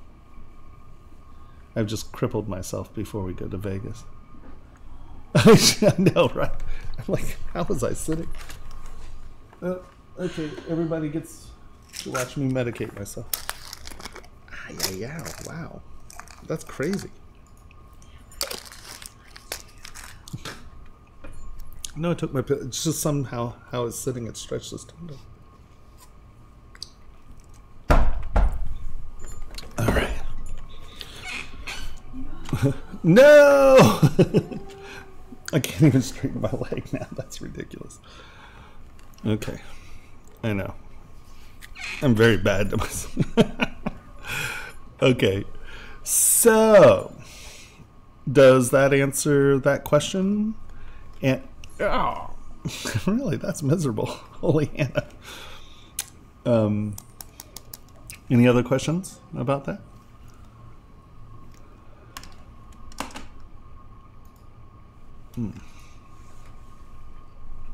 Oof. And so to set up that brush, let's do this. I can show you how to do that real quick. Turn line boolean off. Boom, boom, boom, boom, boom.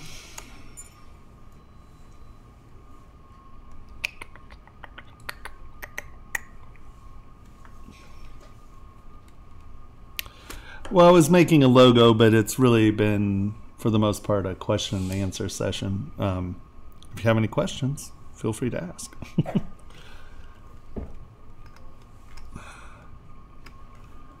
I have plenty of self-preservation. It's just my body's old. Yeah, ain't got nothing to do with self-preservation. It's called, I didn't have Uh-oh. Okay, we just killed ZBrush. I don't know what I did. That's crazy. What did I do to myself?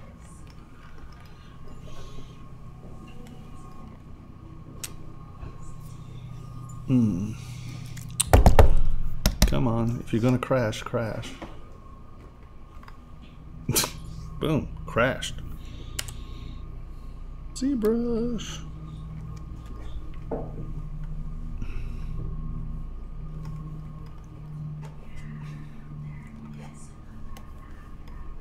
That is absolutely absurd. Come on, get up here.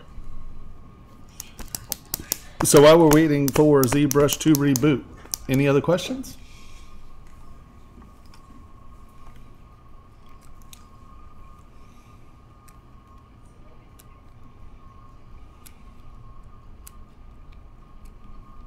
Boop. Come on. I think that it's incontrovertible that brownies are chocolate bread.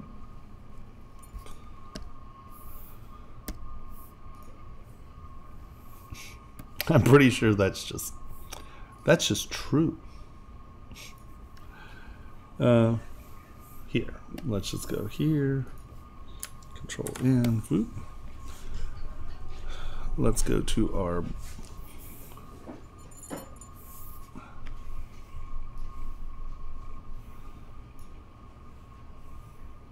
all right, Kyle, I just want you to notice this, right?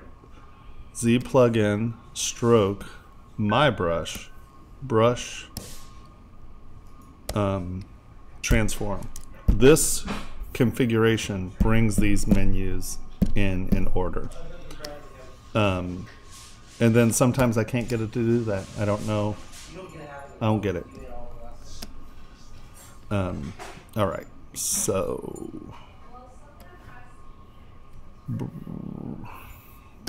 Oh, edit. I'm like, what's going on? Control N. Okay, so let us go back in here. Let us grab this brush, drag it out, and then split mask points. Go to that. And then we will drag out the one with stones. Stones. Drag it out. Split mask points.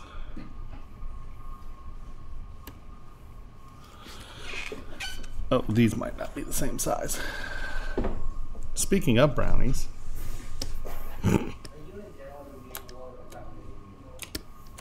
All right, so now, look, so these are all off and wonky. How do we get them square with the world?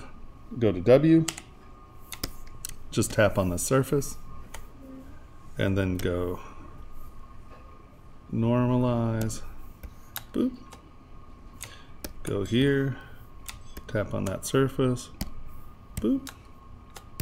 And now everyone's flat, because the gizmo will return everything back to its original. So now let's come up here and we are going to just try to get these, our different scales. Here, let's do this. Boom. Center, home. Center, home. That'll get us close. All right, transparency on. Will retopology help with posing characters, or well, in what I do, right, Z remeshing is fine, but I don't do anything for gaming or for film where, you know, where you have meshes and the shapes of those meshes are very important. I'm doing production work in the sense of I am going to printing and then to manufacturing. So where mesh is the only place I have to worry about meshes is mesh density, where I have enough detail where I need it. So I don't really deal with the finessabilities of meshables. I'm making up words, I know. Okay. Boop. These are off center. Just rotate it around until it is square.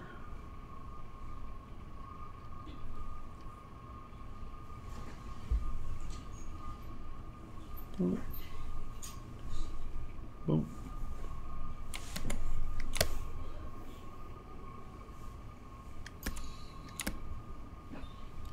Boom.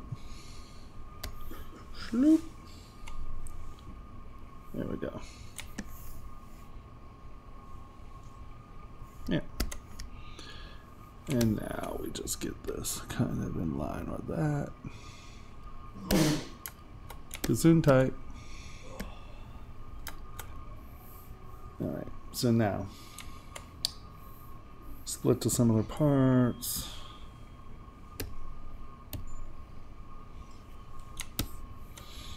And then split to similar parts.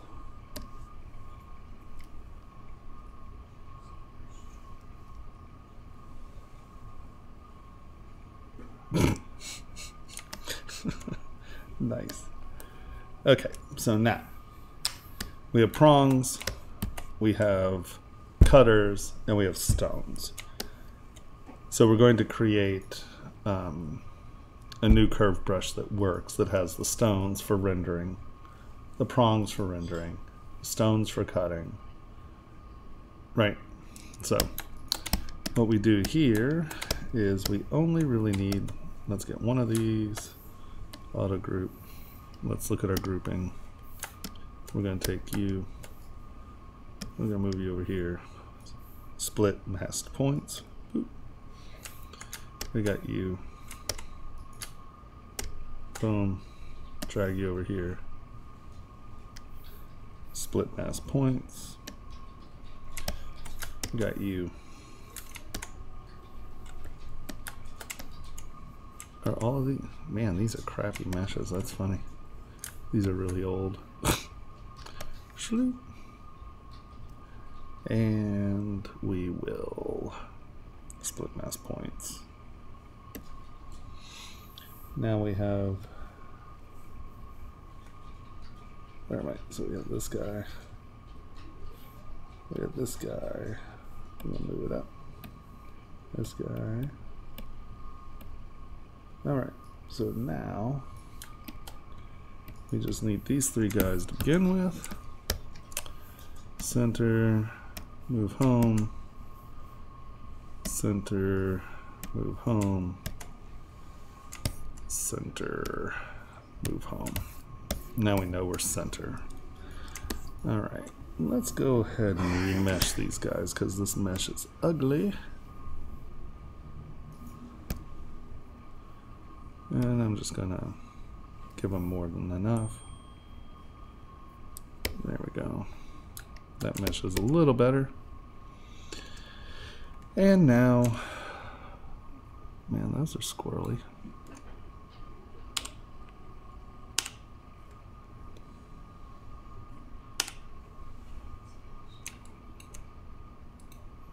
Did that straighten those out?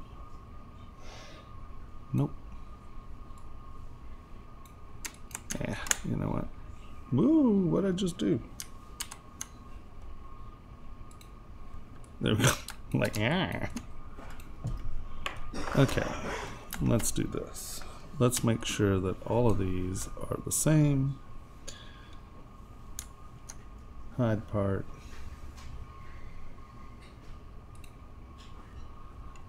Delete hidden. So we have a prong, a cutter, and a stone. Okay, so let's open our stone. Okay, now let's get our cutter. Center. We need to turn our stone on so we can see it. And now we are going to slide this up. And we're going to scale it to where, there we go. It's just outside. See how we have, how did that moved a little? There we go. Right, it's just a little bigger than the stone. Oh yeah. I'm going to make two different prongs, and I need them to be slightly different, so it's just easier to do it here, and then we'll go back. So let's hide the cutter, go to our prong, and our prongs sit on these intersections, right? We want our prong to be centered, right? So we go here, and let's get that line and go 45. And so we want that line to be intersecting with that point right there. So we'll just bring it in, touch it there, grab the green, slide it in, and a finished prong should roughly be flush with the table. So, well, right? So that's a finished prong. So now we can come in, mirror and weld, no, sorry, mirror, x-axis, okay, boop, boop. And we are going to merge that down, merge that down, and now we are going to mirror and do it along the z-axis. Okay, this is sitting really oddly, so let us try that again. What happened? All right. See how we are. Just go to the center of the world, flip them, drag them back up to where they're supposed to be. I deleted one of the other ones. Go there, delete. All right. We're back here. Mirror. I guess this is on the y-axis. Okay. All right. So there you go. You have your prongs. You have your stone. I have models from a bunch of different places, and then there are lots of, once again, if you go to ZBrush Jewelry Workshops, you can download that, and I have all the stone models that you can use as well.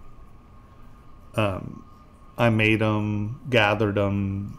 I mean, yeah, it's been 13 years of me trying to make jewelry in this thing, so I have them from all kinds of different resources. And actually, these prongs are set. Hold on. Let us go merge down. W. Go. Nope. Go to X. Go to. Let's try Z. 4. There we go. And to get these to move, and I'm lining it up with that line. And then I'm just dragging them in to where it's a little less than half. Right? So these are flush with the table. So these are our rendering prongs with the stone for the render. And now our production prongs need to come up and just be up here, because they need more than enough meat to take the setting tool and grind it down and set it. So now we're going to do Control W. We're going to change these to different sizes. We're going to select these, and I'm just going to stretch these out. So these are a little longer than the ones we had before, right? And now these will not be the same size.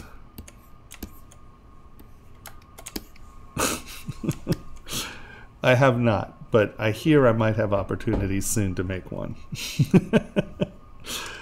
All right, so now let's go here and let us merge visible, just to pull the stuff out of a different, into a different subtool. Merge visible. Now split to similar parts. Okay. These should not be, oh, I never split them. And now we split groups. Okay. So now these are not the same as these, so they will read differently. So now what we do is all of these are different poly groups, right? Yes.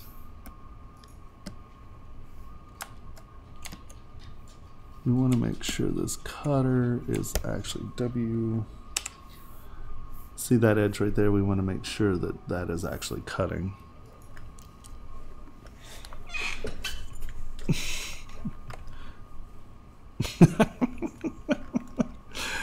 Oh, goodness gracious. And it gets worse. Okay. Now this is a lot of geometry, so let's go W. Let us Z remesh. Let's see if we can do this with 1,000. because we're going to use these as curve tools, you don't want them to have that much geometry or you create massive tools.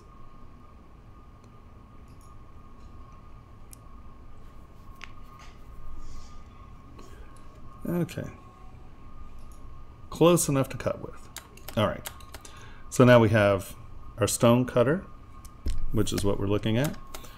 We have our render prongs. We have our setting prongs.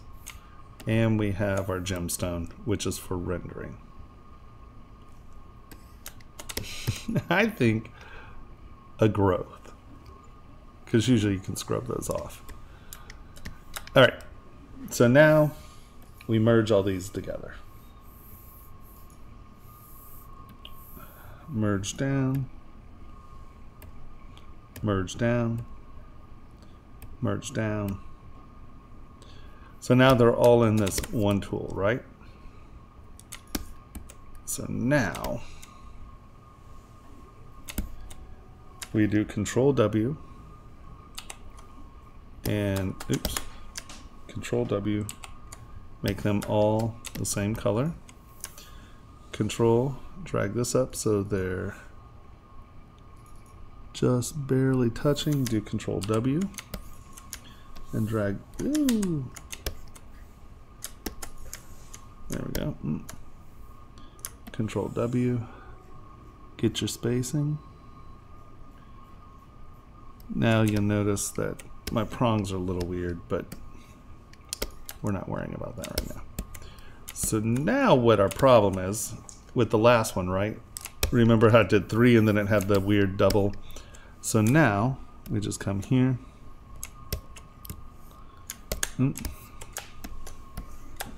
And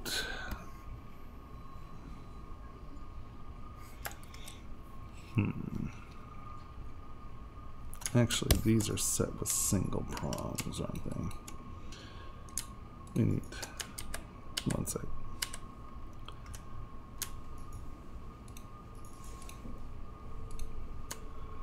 I did this too fast.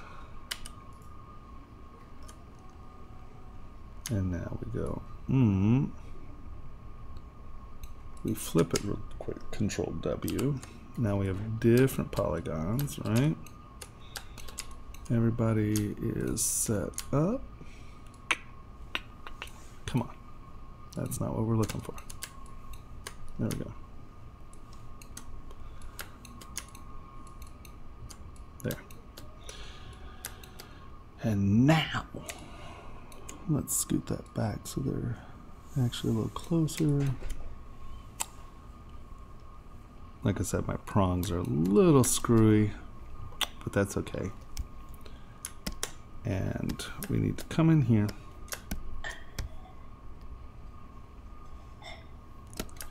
Let's move this over here. No. Move this over here.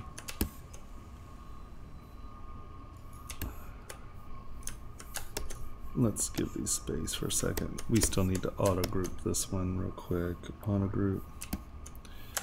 Let's remove that. Remove that. Remove that. Remove that. Okay. These. Hide part, delete hidden. Now, pull this, Control W, pull this, Control W, pull this, Control W.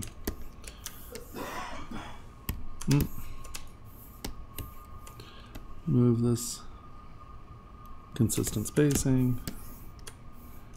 Move this, consistent spacing. And now what you have is a brush that should work as a curve. So now that we have these broken up, they're in their little doogies, we come over to brushes and create insert mesh. Boop.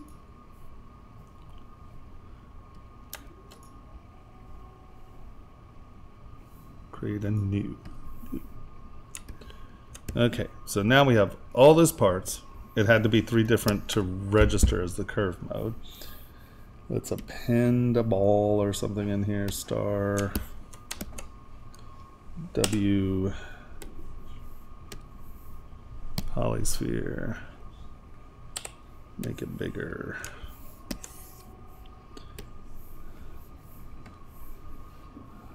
Where to go, polysphere? Yeah. W, make it bigger. And now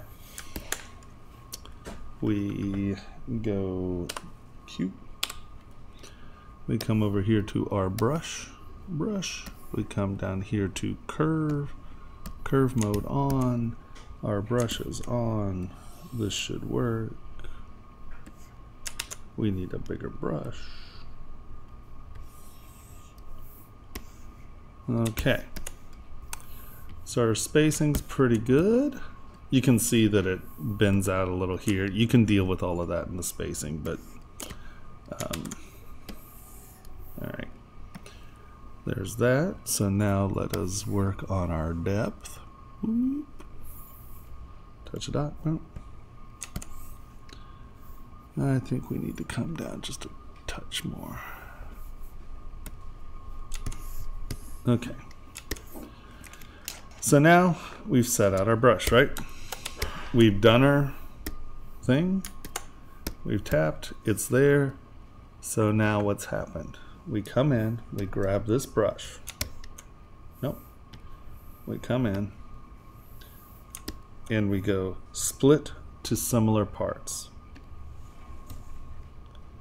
And you see what this gives us. This gives us our production prongs, our cutter, our ball, and our stones. Where's our rendering prongs? These are different sizes. These should not be coming in as similar. That's annoying. I guess, oh, they have the same point count. You didn't need to stretch them, you need them to be. So when we come over here, damn it, Jim.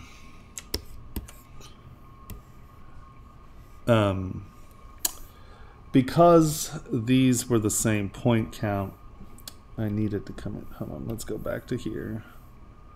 Let's hide all this. Krampus Krampus. Okay, so let us undo. There we go. And we need to auto group. And let W. Let me pull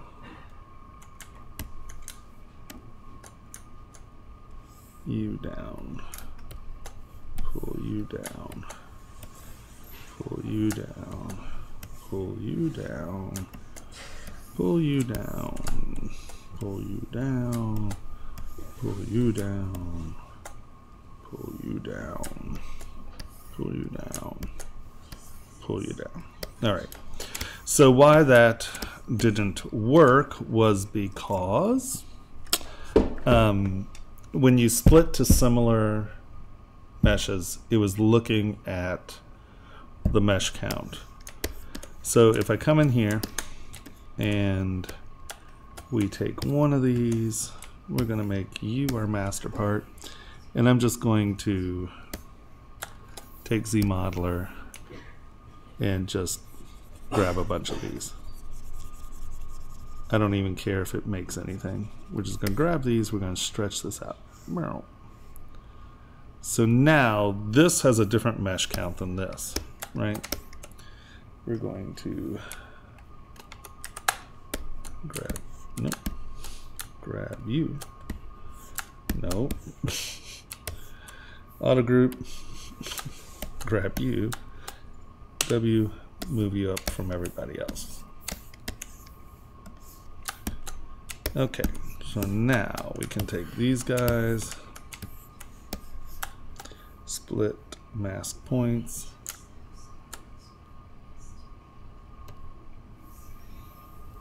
And let us just go ahead and delete these.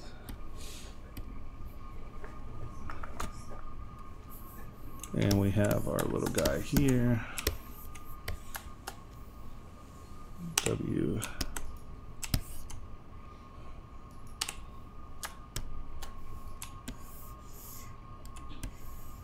And these were rendering, so we're just going to say that's what it was. Now, center, normalize. I'm just going to do this quickly. This is going to be close enough to spit on.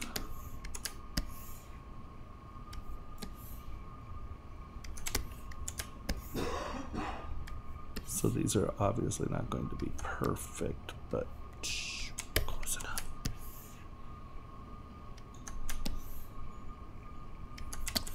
There we go. Let's try that again. Control W. Control W. Control W. Boop. Exactly. So doing this little work at the beginning, this might seem tedious to everyone. They're like, well, why would you do all that? Because once you have it set up, it's really simple just to jam it out. And it creates for an easy workflow. So now you come in, you get these set up. I'm going to try this again, slap. Create, insert mesh. New, right? And so we have this little guy over here, right? Let's delete, delete, delete. We got our ball. We turn on curve mode. We draw our brush.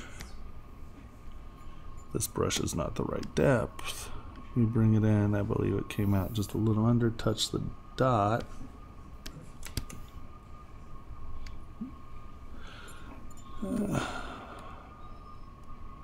Touch the dot. That's a little too deep, but it's okay for right now. We now have this. We have our thing. Tap on it so it breaks the curve mode. Let's try this again. Split two similar parts. Okay, and we should have 4. There we go. So now you have your cutter. You have a rendering. So let's bring this down. This is our production prong, rendering stone. So now it is super easy to come in here, go, let's move these above just for the second. I know that start works, but well, here we'll just, fine, we'll use start. We'll just put a start there, we'll put a start here, we'll hide that start. So now we turn that on. This is our production model, right? See, tall prongs, cutters, turn transparency off, turn on live boolean, make these negative and those positive, transparency is on. No, that's on. Okay. No. Turn that off. There we go. And you can see that we have, what else is on? Turn that off. What is that? Did I accidentally touch this thing? Yeah, okay.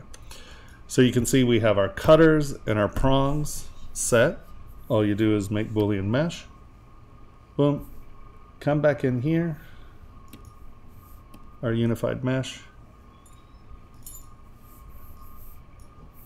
What are you doing? It's right there. What are you remeshing? Okay, here we go. Rename production model.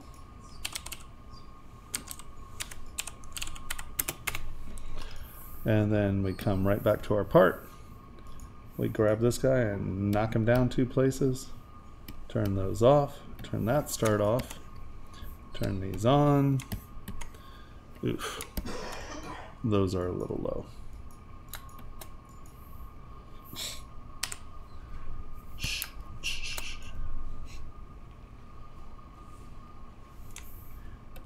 Pay more attention when you actually do this, but you can see what's going on. So now there we go. We have our stones. We have our rendering prongs. And so now we just make all of this. In some rendering tools, you can't have interfacing surfaces, or inner surfaces across one another. So you can use it as a cutter. For the most part, you don't need to worry about that. So now everybody is just union together, make Boolean mesh, boom.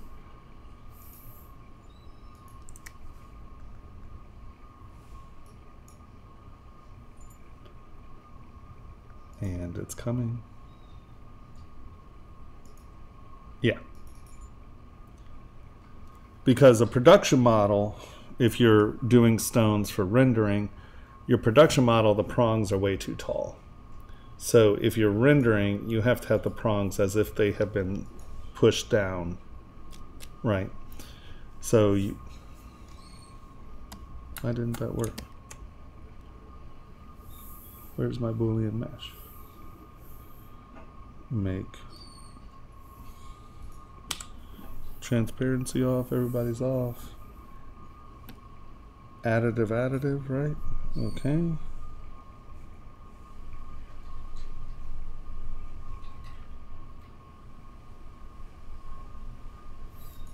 Make Boolean mesh.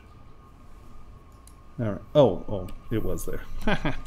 Okay, and so there you go. Now you have your rendering. You rename it render. Right. So now you have a rendering model and a production model. You did it in one stroke. Everything's set the same way when you do your stone setup. Ta-da! Super easy. Does that make sense to everyone? I'm going to run to the restroom if you don't mind. And if you do, well, all right. Be right back.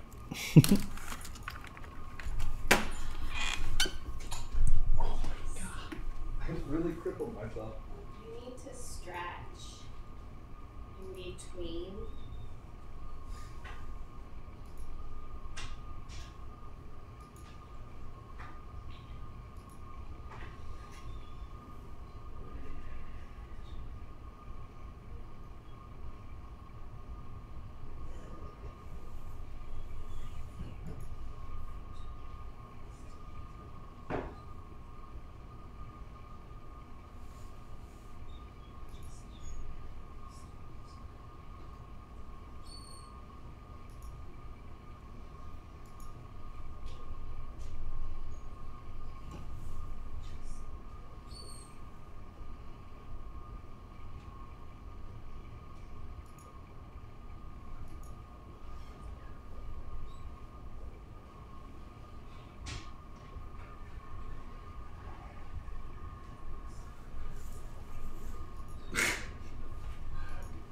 I can't believe I literally crippled myself sitting here. I've kept all the sick people away from me, and now I can't use my knee.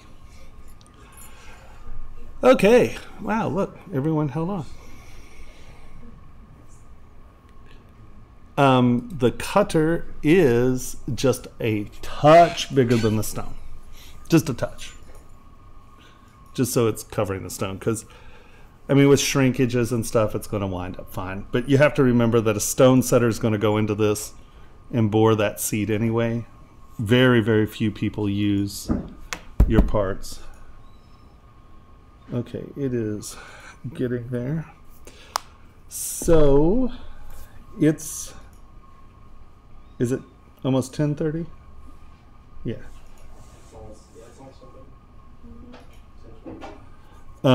Okay. I am going to probably call it quit soon. I know this is the earliest I've ever quit, but I have to prepare to leave for Vegas in the morning. But I would be happy to answer any other questions while we're sitting here. Anybody have any questions before we wrap this up? Ow, man. How did I cripple myself? Yeah, hopefully it'll be good. I have high hopes. Between novelties and guns, how can we have a bad show, right? Huh? Anyone? Anyone? Questions before we go?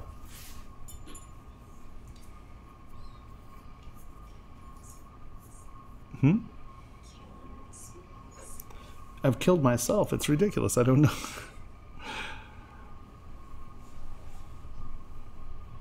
I know, right? Stand up. I don't know what I did, though. No, normally my little wheelie thing works. I don't know if I was sitting with that tendon stretch. I'll walk around. It'll be fine. All right, guys. Sorry it was so short. I just have to go. I know, 2 hours. So short, right? Normally I've gone 6 and 8 hours. Okay, I hope... Wow, I don't have a picture of anything for... hold on, we have to come up with a picture for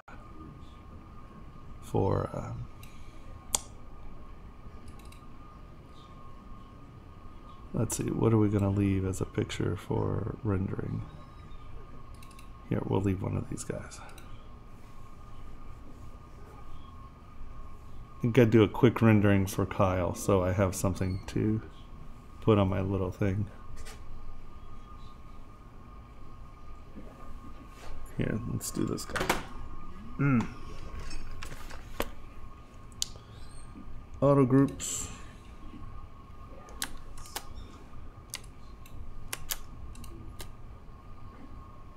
I want this guy.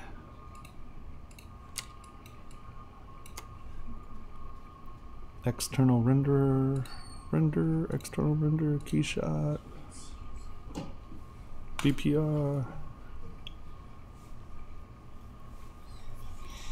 I like leaving brightly colored, weird things that draw attention. It's very nice.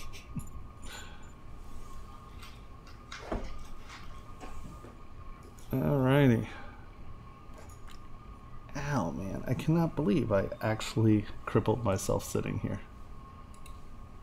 I am absolutely, completely, and utterly absurd. That's all I could say. Where's our monkey? Hey, there he is.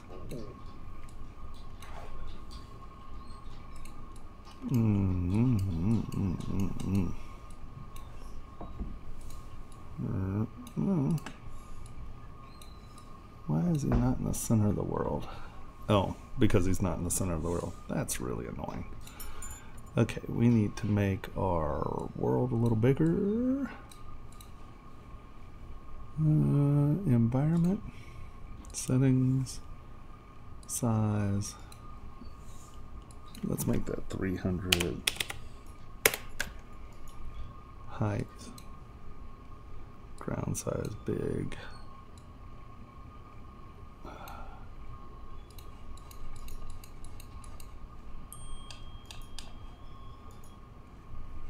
I lost him. Where is he?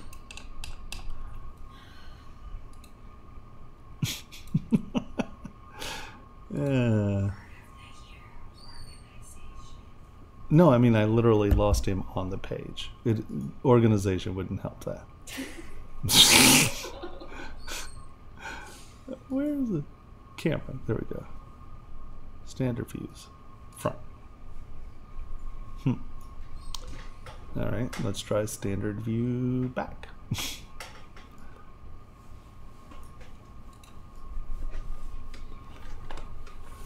Let us rotate our lighting around. Let us change the size of our environment to 700.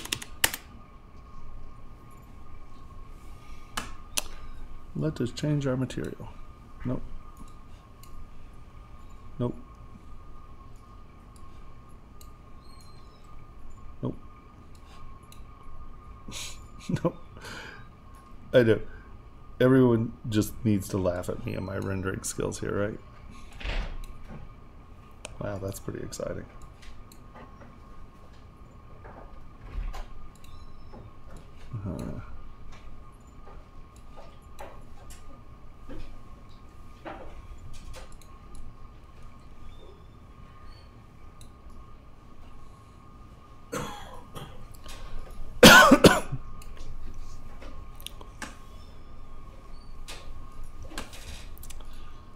We need a better environment.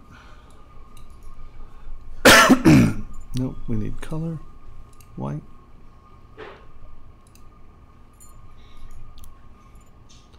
Brightness, contrast,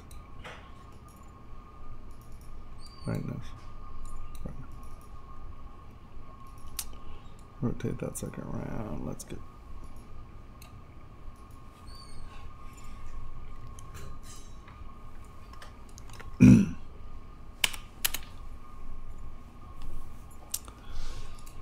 saturation down.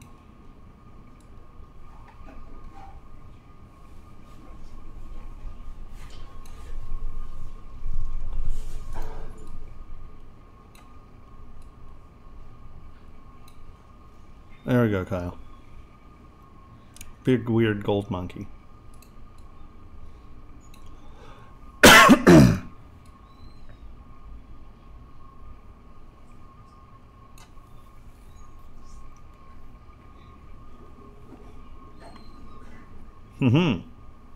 All right. Hold on. I gotta move him over just a little so he's clean. I just make up things.